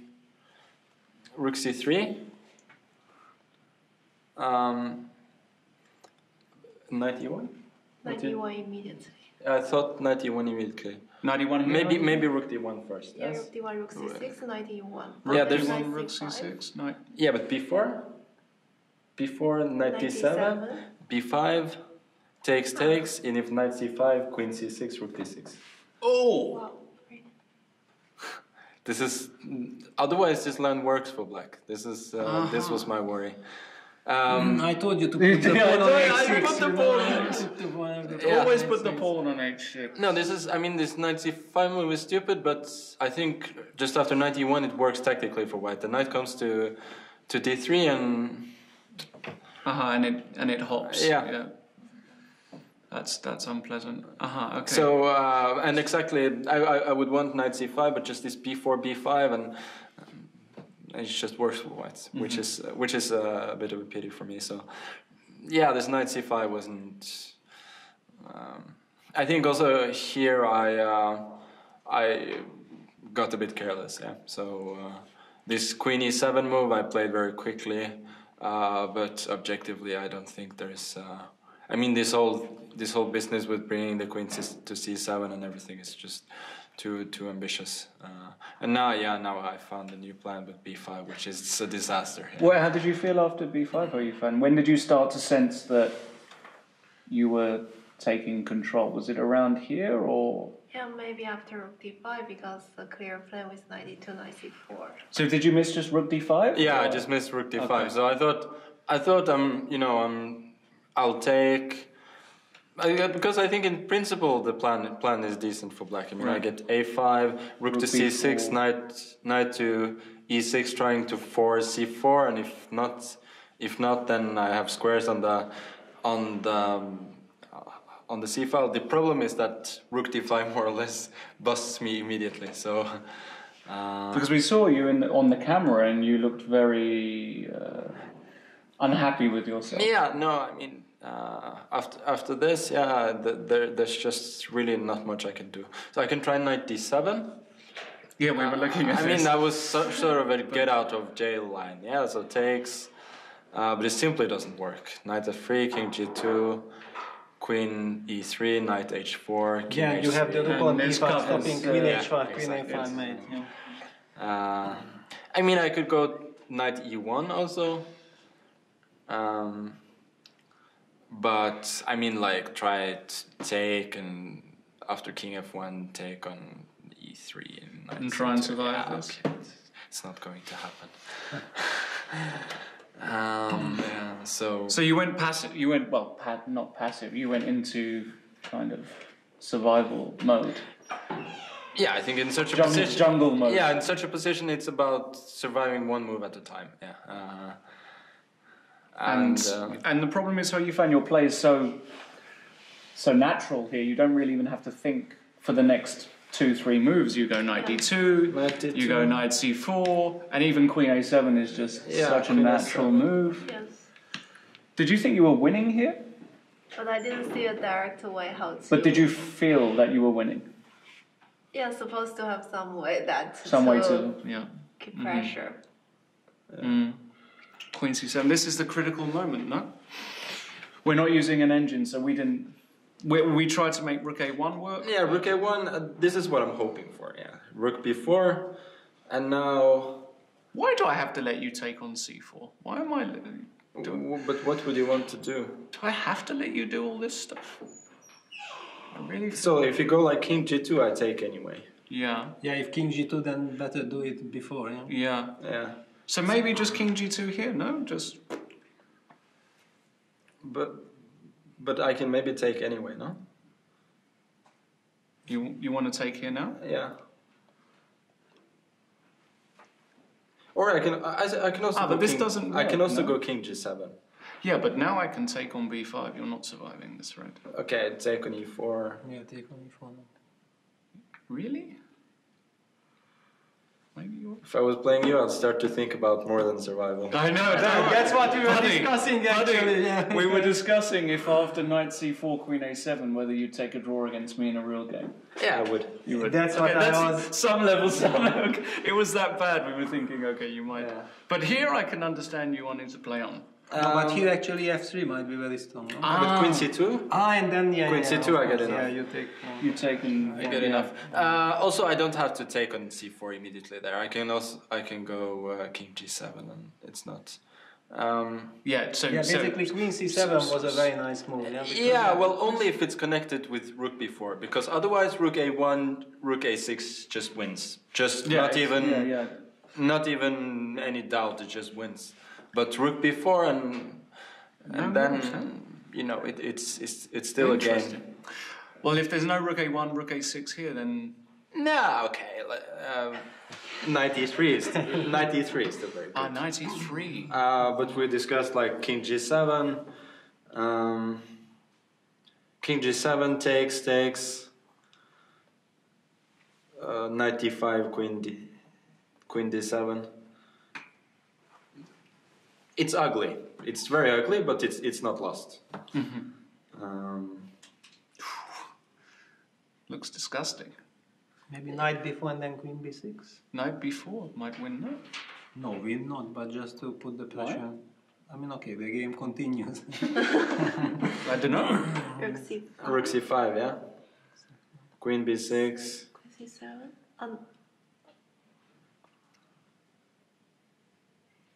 I would think about H5 as well here. Yeah, eventually you play H5 and you try. No, it's not a complete disaster. Can I cheat?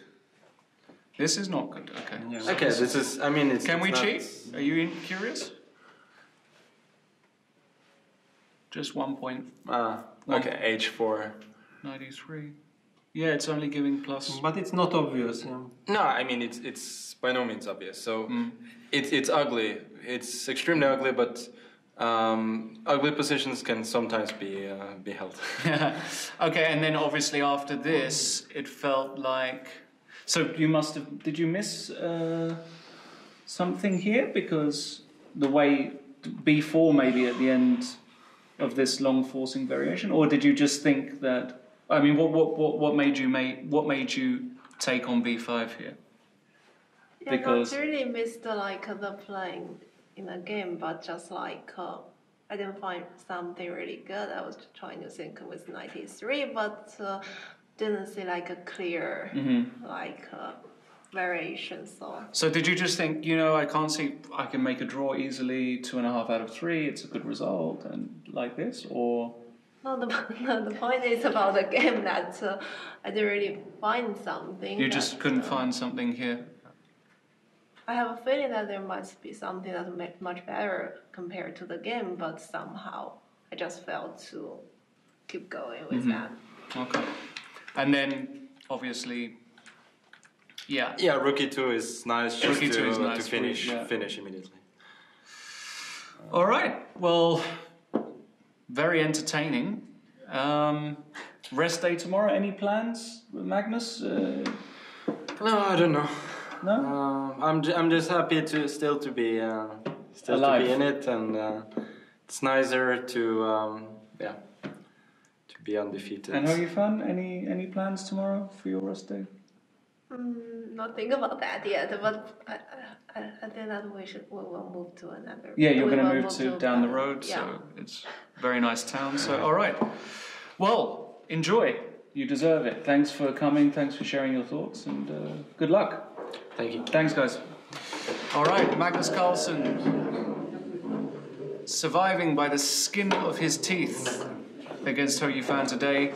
Didn't look like there was a clear way, Peter, in the end, to force it. It felt so close, but as Magnus demonstrated, as he does on many occasions, so resourceful to find this rook b4 move, which we didn't see. Yeah, basically this Queen C7 was the key. Yes. Yeah, connected with all these ideas.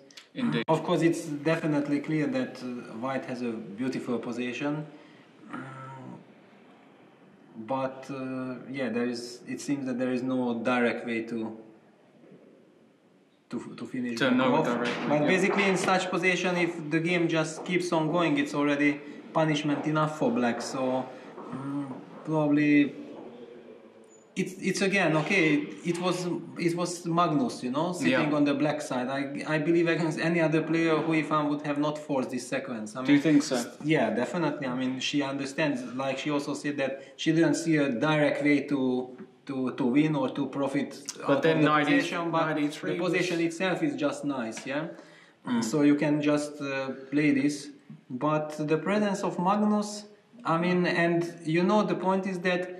Not only the presence of Magnus, but you also feel that he sees all these things. Yeah, when he plays this Queen C7, I mean, first of all, he plays the knight on B7, which looks so ugly. Yes. But probably at the moment when he went knight B7, he has already foreseen that, it looks ugly, but I'm gonna go Queen C7, and against this rook when I have rook B4. And this is incredibly high class, and this is what the opponent suddenly feels. that wow, it looks like such a bad position, but he comes up with this knight b7, queen c7, and yeah, rook a1, rook b4, even that position was maybe lost for white. Yeah, after the rook takes c4, good. out of nothing. From nowhere, yeah. Then you calculate these things, and then you convince yourself that wow, after all, maybe the position is not that great. You know, you have to be also careful.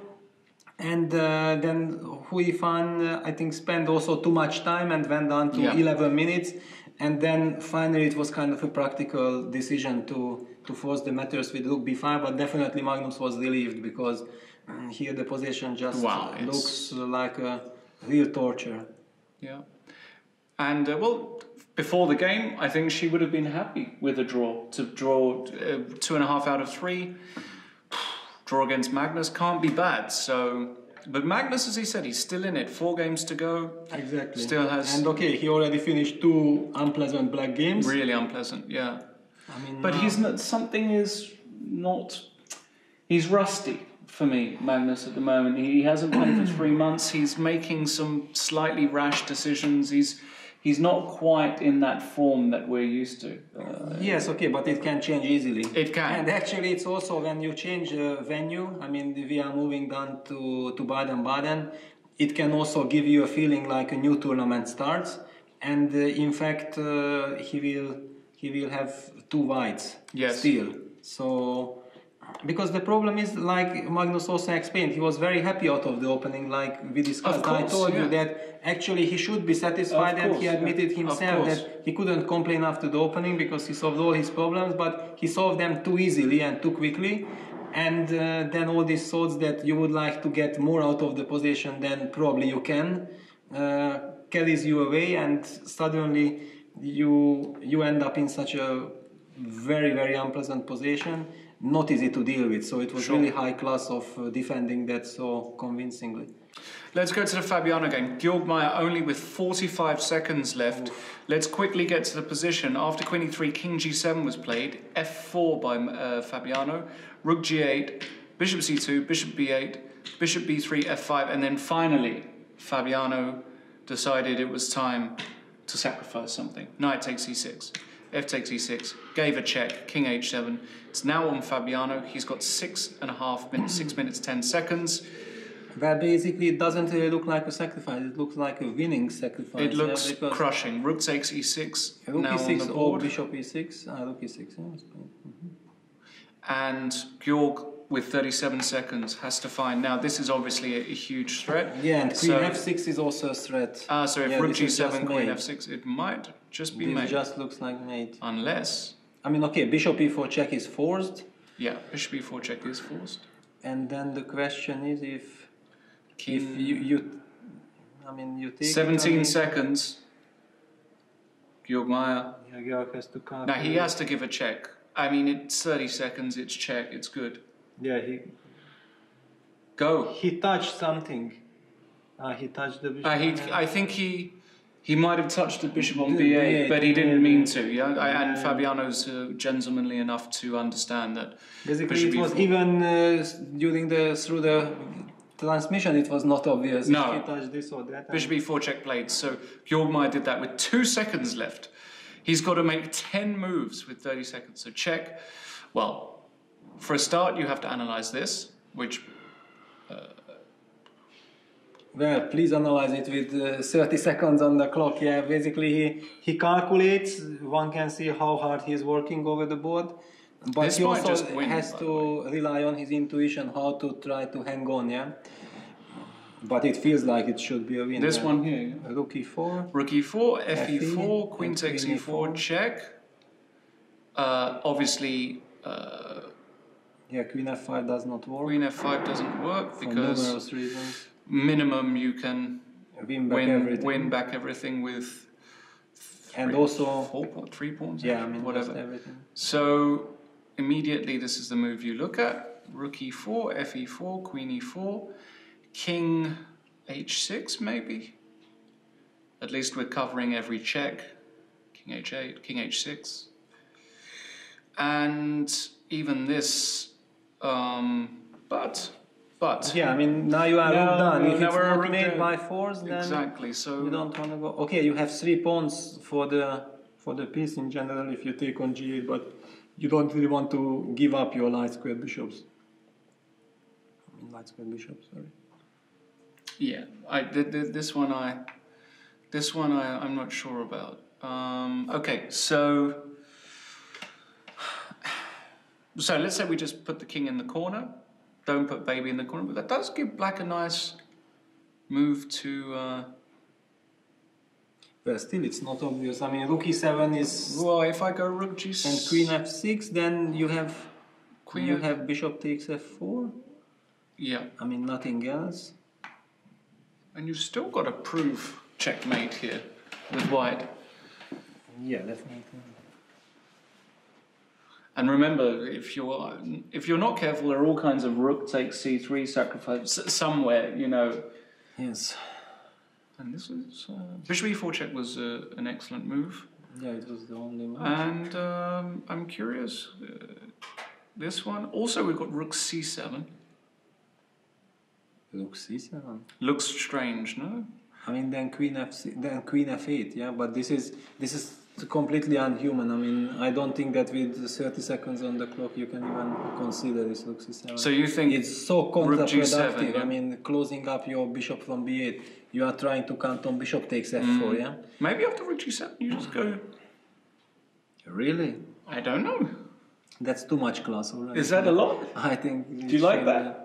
Well, I love it, but I don't think that it works because to give a tempo in this position, maybe some rook c6. This is not the way to. Why? Rook takes e6. Bishop e6. I don't know why. It just doesn't. Okay. Feel Well, like king a1 is on the board. Jorgmeier. King a1, rook g7 is on the board. I should G7, say. yeah. If g3 is the move. No. Queen f6. Queen f6, bishop f4, no, queen rook f6, e7. bishop f4, rook e7. This looks human. This looks also more than human. This looks, and if bishop h6. Yeah, bishop h6 only. Just this, just pile up. And queen takes d7. Queen takes d7. Queen takes d7. Oh, okay. Maybe rook d6. Maybe rook d6. Rook d6 hitting this guy. Yeah, that's it. Yeah, that finishes the story. Yeah, so basically queen f6. Queen f6. Mating with queen h6. So bishop takes f4 is forced, and rook e7 and. Rook e7, and if queen. What to do? Queen h8. H8. Queen h8. But now rook d7. Rook d7 should really end the game. Bishop h6. 6. Hold on for dear life. Okay, still rook d6 or not? No. Yeah, and also queen g6 mate is threatening. I mean, rook d6 and. I mean, this rook is not participating. No, because generally speaking, you could remove now your bishop, yeah? Yeah. After. And what happened? He went rook d8. Rook d8 is also very strong. Okay, rook d8, but rook d8, queen a6. And now what happens if I go rook h8 check? Is this too much? If I take? Take and check. King g8. I mean king h7. Sorry. King h7 and check. Check. Rook takes. Check. Oh, yeah, no. rook g7 and bishop h6. Then you. Oh my goodness! Then I lose. Give all. And he's got mate in one. Yes. I could lose this. I would lose this. I'm sure. Is there a move? Sure. Surely. Okay, it's crazy. Is there a move? Position is completely out of control because now I'm not sure that white really has a quiet. Queen takes g7 check. Queen g7 is possible, but is it made? Because you have all kinds of rook e7 check first. Yeah, also, I don't know which rook. But rook e7 seems to be on King the f6. perpetual. Rook f7. King g6. And also king e5 you have. King d6, rook e6 mate. It's a beautiful mate. Oh my god. Here? Yeah, rook f7 rook check. F7. King e5 would be a blunder. Rook e8, king d6, rook e6 mate. Wow. But you can go the other way. What did he do? Rook e8 played. So after queen f1 he just wants to go bishop rook d1. e8, queen f1, just bishop d1. Simple. Yeah, I mean bishop d1 is there. Bishop d1 is there. Bishop d1 is there. And well, you'd have to give, I suppose. Yeah, but then okay, just 2 bishops and the mating attack is still on. Yeah, that's a very good practical move. So Georg with how many? Georg has got a minute. No, there's nothing here. Yeah, rook h8 is just Yeah. too strong of a strat. Nice, very nice game by Fabiano. Probably his best game for a long time, actually. It feels like h4 was beautiful. And Well, basically the whole idea with starting with this 12 move bishop g5, it was first of all a very deep preparation because it was far from obvious what is it. Yeah. And then the way he kept the pressure and this bishop e5, knight d7, bishop f4 maneuver, h4, I mean everything. From Very the outside nice. it looked very impressive. Okay, so we expect Fabiano to win that. Matthias Bluebaum, in the meantime, is... Well, they've reached move 40, and... But this looks lost, no? Or not? Looks lost for white. Yeah, looks lost for white. Unless he's just in time, somehow. Okay, with some rook b6, you know. Rook b6. But I mean, b2 and then rook a1, bishop h3, f4 check, yeah, and rook f2 holding on like this. Oh well, we'll just put that on the board. So here, rook a1, this would normally be winning, but f4 check, and rook f2 would... But actually white is stalemated, so maybe instead of king f6 you can go king f5 and rook f2, king e4. And what does white do? It's completely pegged. And I can just take F5, king F6. takes... Yeah, but I just take king takes e3, then I take on d4 and come back and push my d pawn. Yeah, also winning. It might be... So it looks as though Arkady also winning, and I believe queen f1, bishop d1, and resigns by Georg Meyer. Yeah. So we'll get Fabiano in here. A brilliant performance. Brilliant game. Brilliant game. Matthias... this one is completely hopeless. Actually, this line is... This is beautiful. This is very easy to see also. Yeah, it's very easy to see, but it's now after the time control, so he has all the time in the world to calculate this and first have a tea, take a walk and then come back. Yeah. Because in fact it's Matthias is sitting at the Yeah, board. Matthias is looking very, very disappointed. You can see slumped in his chair. Yeah, and Arkady is walking. Arkady is walking, and it's really kind of...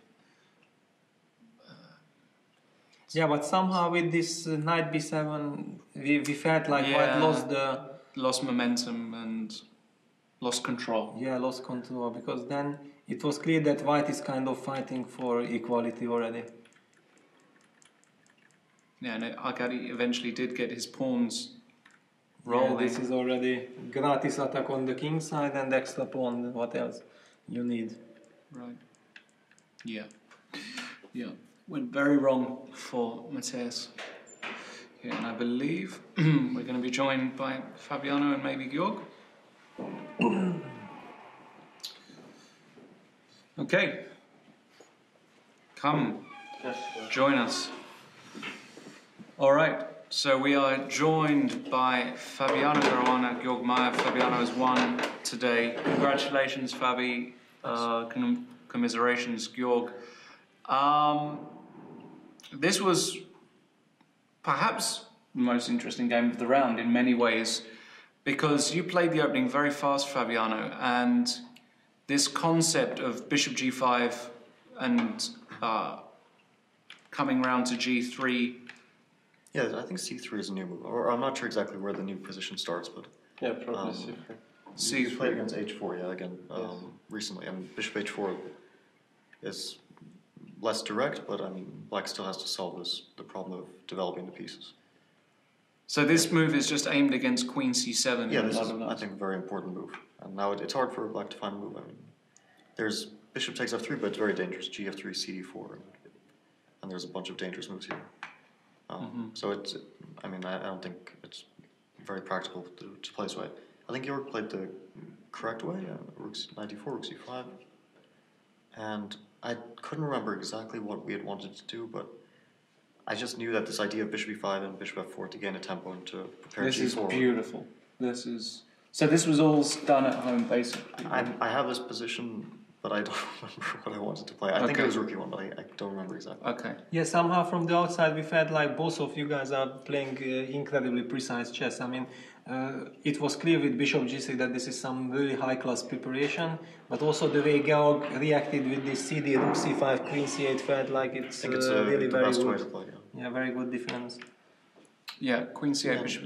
So in here I had a Yeah, long... I actually have a question. If you Yes. go f4, like... Knight d7 f4 is what we were looking at. Well, I was thinking about this forever, and then I came up with something really obscure. I wanted to take on e5, fe, bishop d8, and what I calculated was bishop c2, bishop c7, queen d3, g6, queen g3.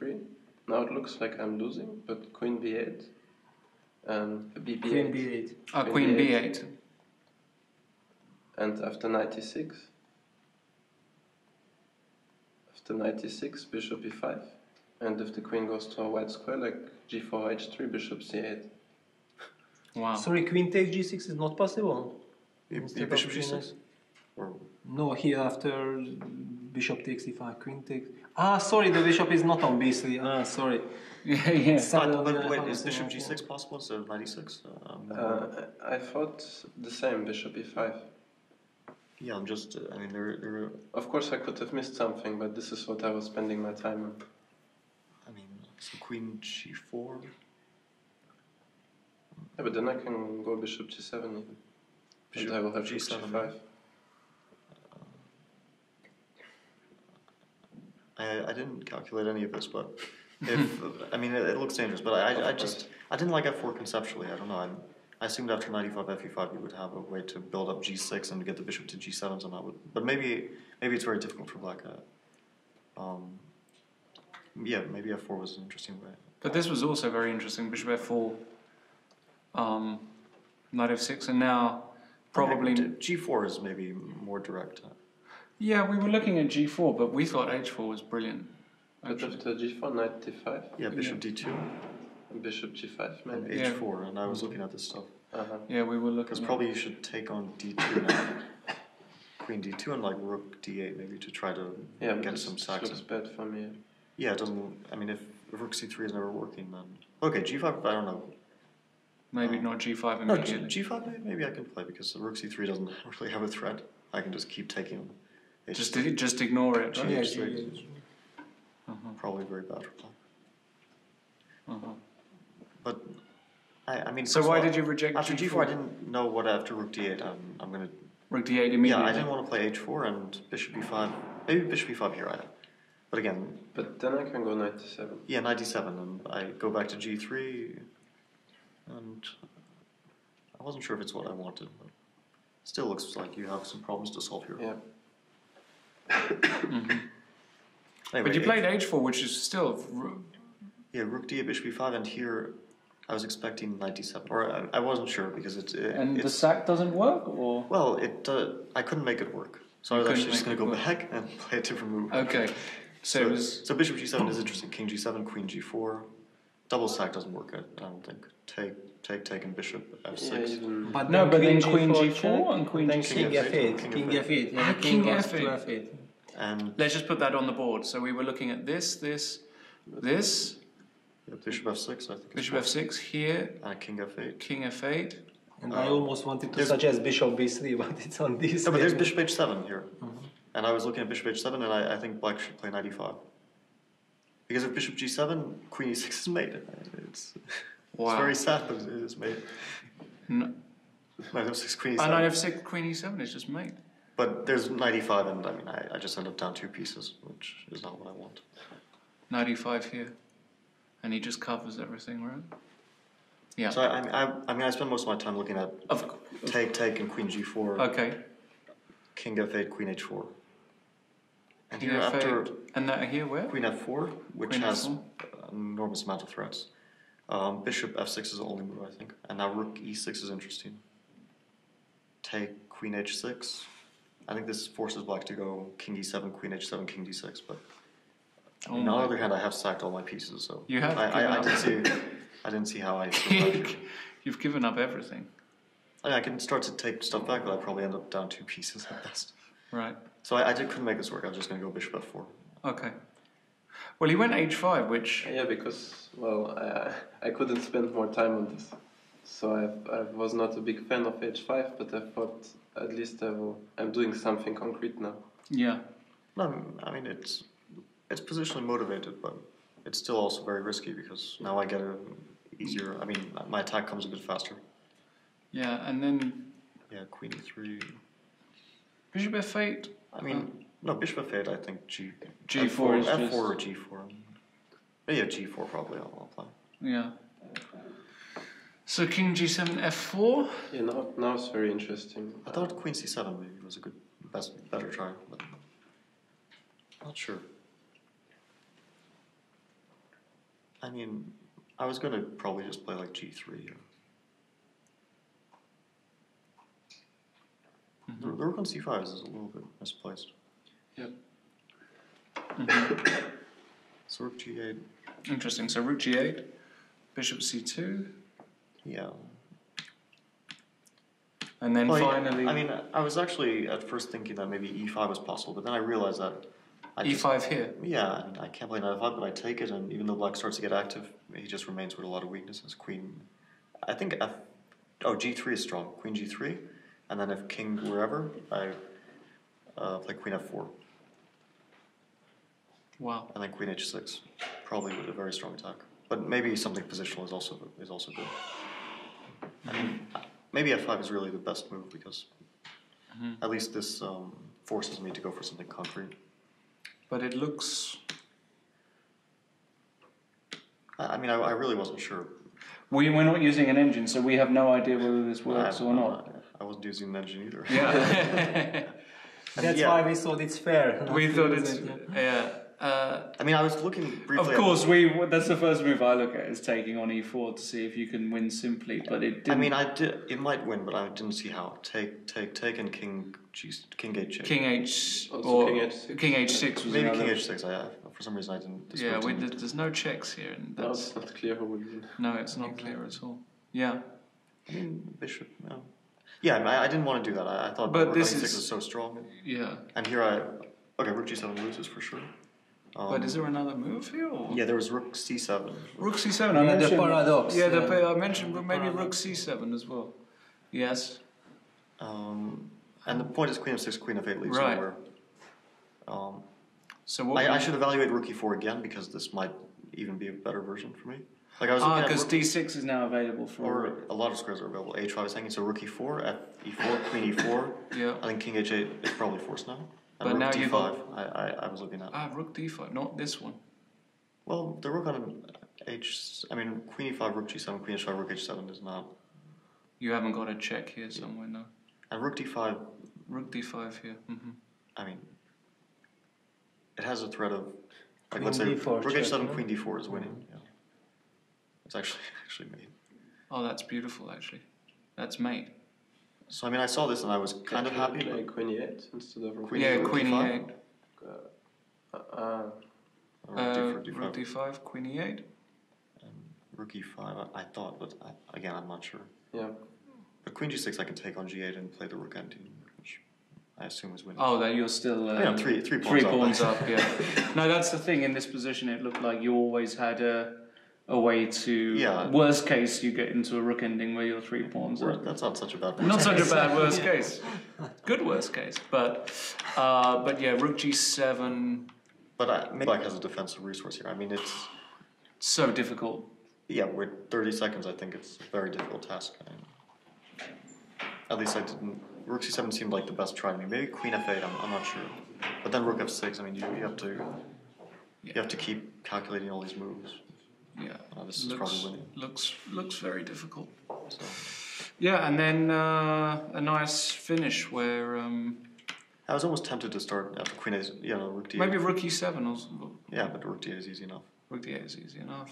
mean, after Queen A6, I was tempted to, start sacking everything, but it doesn't. We were trying to work. make mate work, but we did have one mate, didn't we? Yeah, when the king was going to e5, which was not necessary. Right, something like this, and mate. Yeah. But nothing was forced. So. But nothing was forced. It's probably just a draw. Yeah, after King G6 or... I don't know, King G6 is the same position. Maybe it is mate. No, but King F6, Rook F7, King G6 is definitely a draw. Yes. And then just King H6. Anyway, I thought, well, should I do this to myself? Yeah.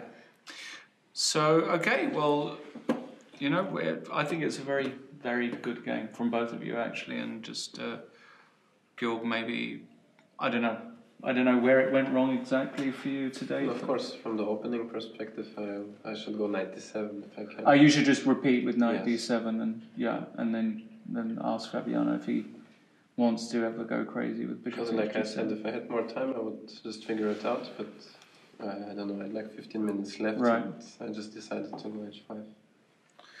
All right. Well, it was still very, very entertaining game. So thanks for coming, and good luck. Rest day tomorrow, recharge, and then over to Baden-Baden to play. So thanks, guys. Thanks. All right. 3 down, 1 to go.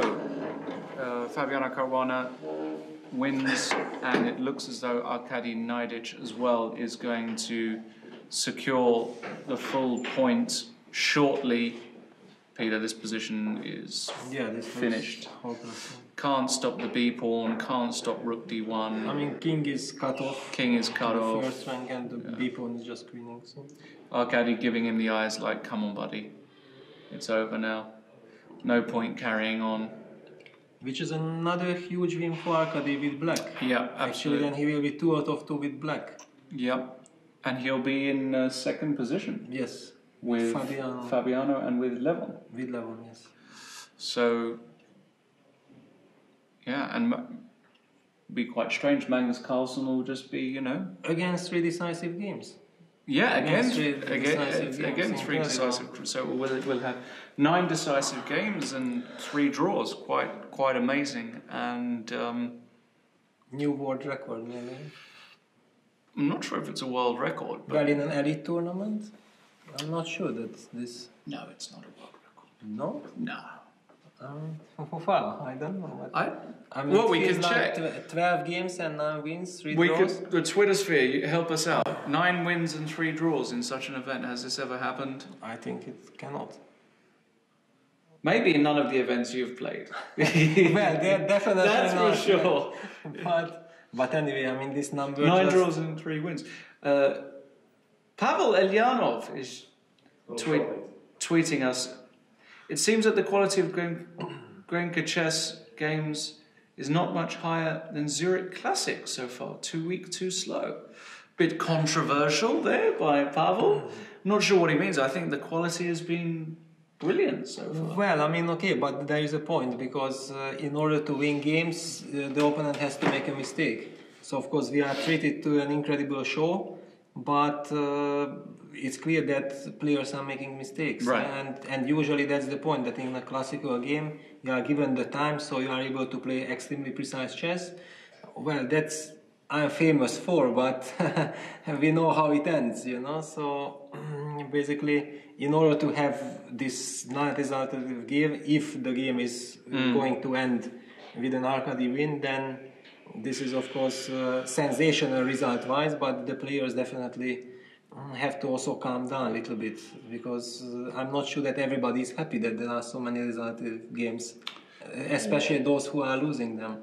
Well, the funny statistic is it's Magnus Carlson who's made the 3 draws, right? The only draws have involved Magnus Carlson. Well, that's not strictly true. Yes, well, but basically, okay, I always have this philosophy that not the result, but the quality and the content matters. And we have seen some incredible chess by Magnus. Of course, I think he is really regretting his first round, because there he had an excellent chance against Matthias to win that game. And then in a very good position, and in Matthias' time trouble, he got careless. But otherwise, okay, yesterday the spectacular game against Levon. And okay, today he didn't really have a chance to play for a win. Well, he's played f5. Black can just take a bishop. That's pretty straightforward. And b2, and you can't stop. And Matthias will resign here. No. He always plays until the last move, I've noticed now. He'll wait for this, and b2. I don't think Arkady is cute enough to take on e6. He'll play b2 pretty much immediately. There are no checks.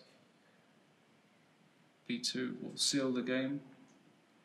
No, he's not going to play on now, surely. Yeah. No, that's enough. Resign. And resigns. So Arkady Naiditsch wins against Matthias Bluebaum. Drawing with Magnus in the first round, losing the next 2 games. It's tough playing at the top, you know? Yeah, definitely. I mean, there are no easy games here, and every game takes incredible amount of energy. Already by preparing for the games, then playing the games, it's after the game to handle the result, whatever it happened. If you win, then you are euphoric. If you lose, you are desperate. So you just have to try to stay calm all the time, whatever happens. It's a tough job.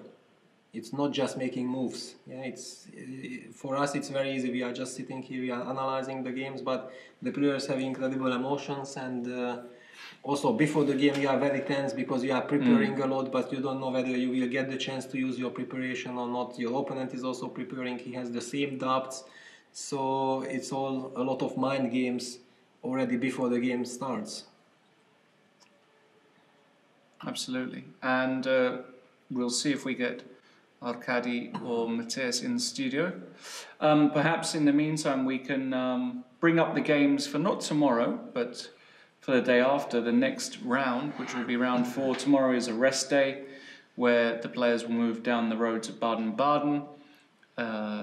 Beautiful little place, lots of historic landmarks there, and obviously the home of the strongest chess team of all time, actually, not just in Germany, but just definitely. For sure. I wonder what the strongest Baden-Baden team that's ever been put out has been. Probably an average rating of 2750 or so, probably something crazy. I don't know. Yeah, I don't know, because they always, usually on the last board, sometimes they loosen up a bit because they feel that it's already not necessary to have a 2750 player playing on the last board. But by knowing that Arkady plays many times on the last board, it already says it all. It says it all, exactly. Yeah. So yeah, we'll just get confirmation if they're going to come and see us. Yeah, it will be interesting to ask the players how did they really evaluate the position there after this move 15, bishop takes before knight d3. Because it was clear that white should have enough compensation, but was also not exactly clear that how to continue. And then somehow this choice with knight b7 and taking on d6 was practically speaking definitely wrong, because it basically eased Black's this felt play. wrong. Yeah, it felt like suddenly he gets a free hand, all his problems are E4 solved. was interesting, B4 was interesting, a lot of interesting ideas, but spending 3 moves just to eliminate this bishop, and the queen got to a perfect square, and then basically the point is that the bishop on d7 is even much better than the g2 bishop, because the bishop on d7 is doing a lot of, a good job defending the weaknesses, and now here it was clear that it's over. Yeah, and then it went downhill rather quickly. There's an overview of the tournament hall. Of course, the Open finishes today. You'll be curious to know who actually won the Open section. But here are the games for the Classic tournament. Big game. Magnus Carlson against Fabiano Caruana. Magnus with the white pieces on Tuesday. We also have Vachier-Lagrave against Hou Yifan. How is she going to do against Maxime? Maxime also has kind of been not so stable this tournament. 1 point out of 3. One win against Bluebaum. He lost 2 black games. He lost with white in the first round. He lost with white, exactly. He lost with white in the first round and struggling a bit. Levon seems to have found his feet after a very convincing win today. He will be seeing it as an opportunity with the black pieces against Matthias Bluebaum to try and catch Hou Yifan. And Arkady Naiditsch also on 2 will think, wow, this is a great pairing for me. White against Georg Meyer. Yeah, I mean, I really feel sorry for Georg because yesterday he had a very good game and he was close to, I would not say winning, that's too harsh, but I mean, really it looked extremely good. And he has played a strategic masterpiece and then lose like this, and then after such a disappointing loss suddenly has 2 black games, one against Caruana, and we have seen that basically today Georg played a good game, but Fabi was just way too strong. I mean, he played incredibly strongly, and finally won very convincingly, and now another black game awaits Meyer, so somehow his drawing of lots had not been very easy. Yeah, I agree. And we can see the crowd for the Open tournament, and be curious to see, because the Open tournament as well, Peter, was extremely strong. Yeah, definitely. And a lot of your countrymen were doing well. Yes. But it seems as though it was a draw in the last round between Kozil and Vichikov. So there's been a pile-up on. So Etienne Bacrot has had a storming last 1 and 4 in a row to get to 7.5 as well. Wow. Beating Landa with black in the final game. And it looks as though Rapport as well is playing Bosiocic. I think that's correct. Yes. And but it doesn't look like he's got enough to win that. And Matlakov is also completely winning against Melkumian. So that means Matlakov will join them. Can join, yeah. And I don't think there's... there is. How many players have it? 6.5? Well, we can see it here. There's one more... it's Alexander Saib, who I have to say I've never heard of, gaining 21 rating points. I am rated 2400, playing Kutsubov. And if he were to beat Kutsubov, he would also join them. But it seems as though he's never winning this with black, but it looks like he's making quite an easy draw. This is a very well-known... Yeah, this is the draw. This is a very well-known... And what is Niels doing? And Niels... Grandelius, he was also up there. Niels? No, he was up there, you missed him. He's on... There. Niels made a draw against Mossad today. So it looks as though we're going to probably get a 4-way tie with Matlakov joining. And I don't think there's a playoff. I think they just share the points. 7.5 out of 9, not bad at all. So so there you have it. So it doesn't look like we're getting Arkady or Matthias. We'll wrap up for today, I think. So thank you everybody for joining us. It's been another outstanding day of chess. 3 more decisive victories. That's 9 decisive games and 3 draws for the tournament. It's been absolutely brilliant. We're not here tomorrow, rest day tomorrow, but when you do rejoin us on Tuesday, I beg your pardon, it's Wednesday. I keep on saying Tuesday. Tuesday is tomorrow. Yeah, exactly. Wednesday is the next round. You'll be joined by none other than Super GM Jan Gustafsson, fresh from his great result down in the Thailand Open. He'll be here with Peter Leko, taking you through the remaining rounds. It's been a pleasure, Peter, I have to say. Thank you. I've really had a lot of fun.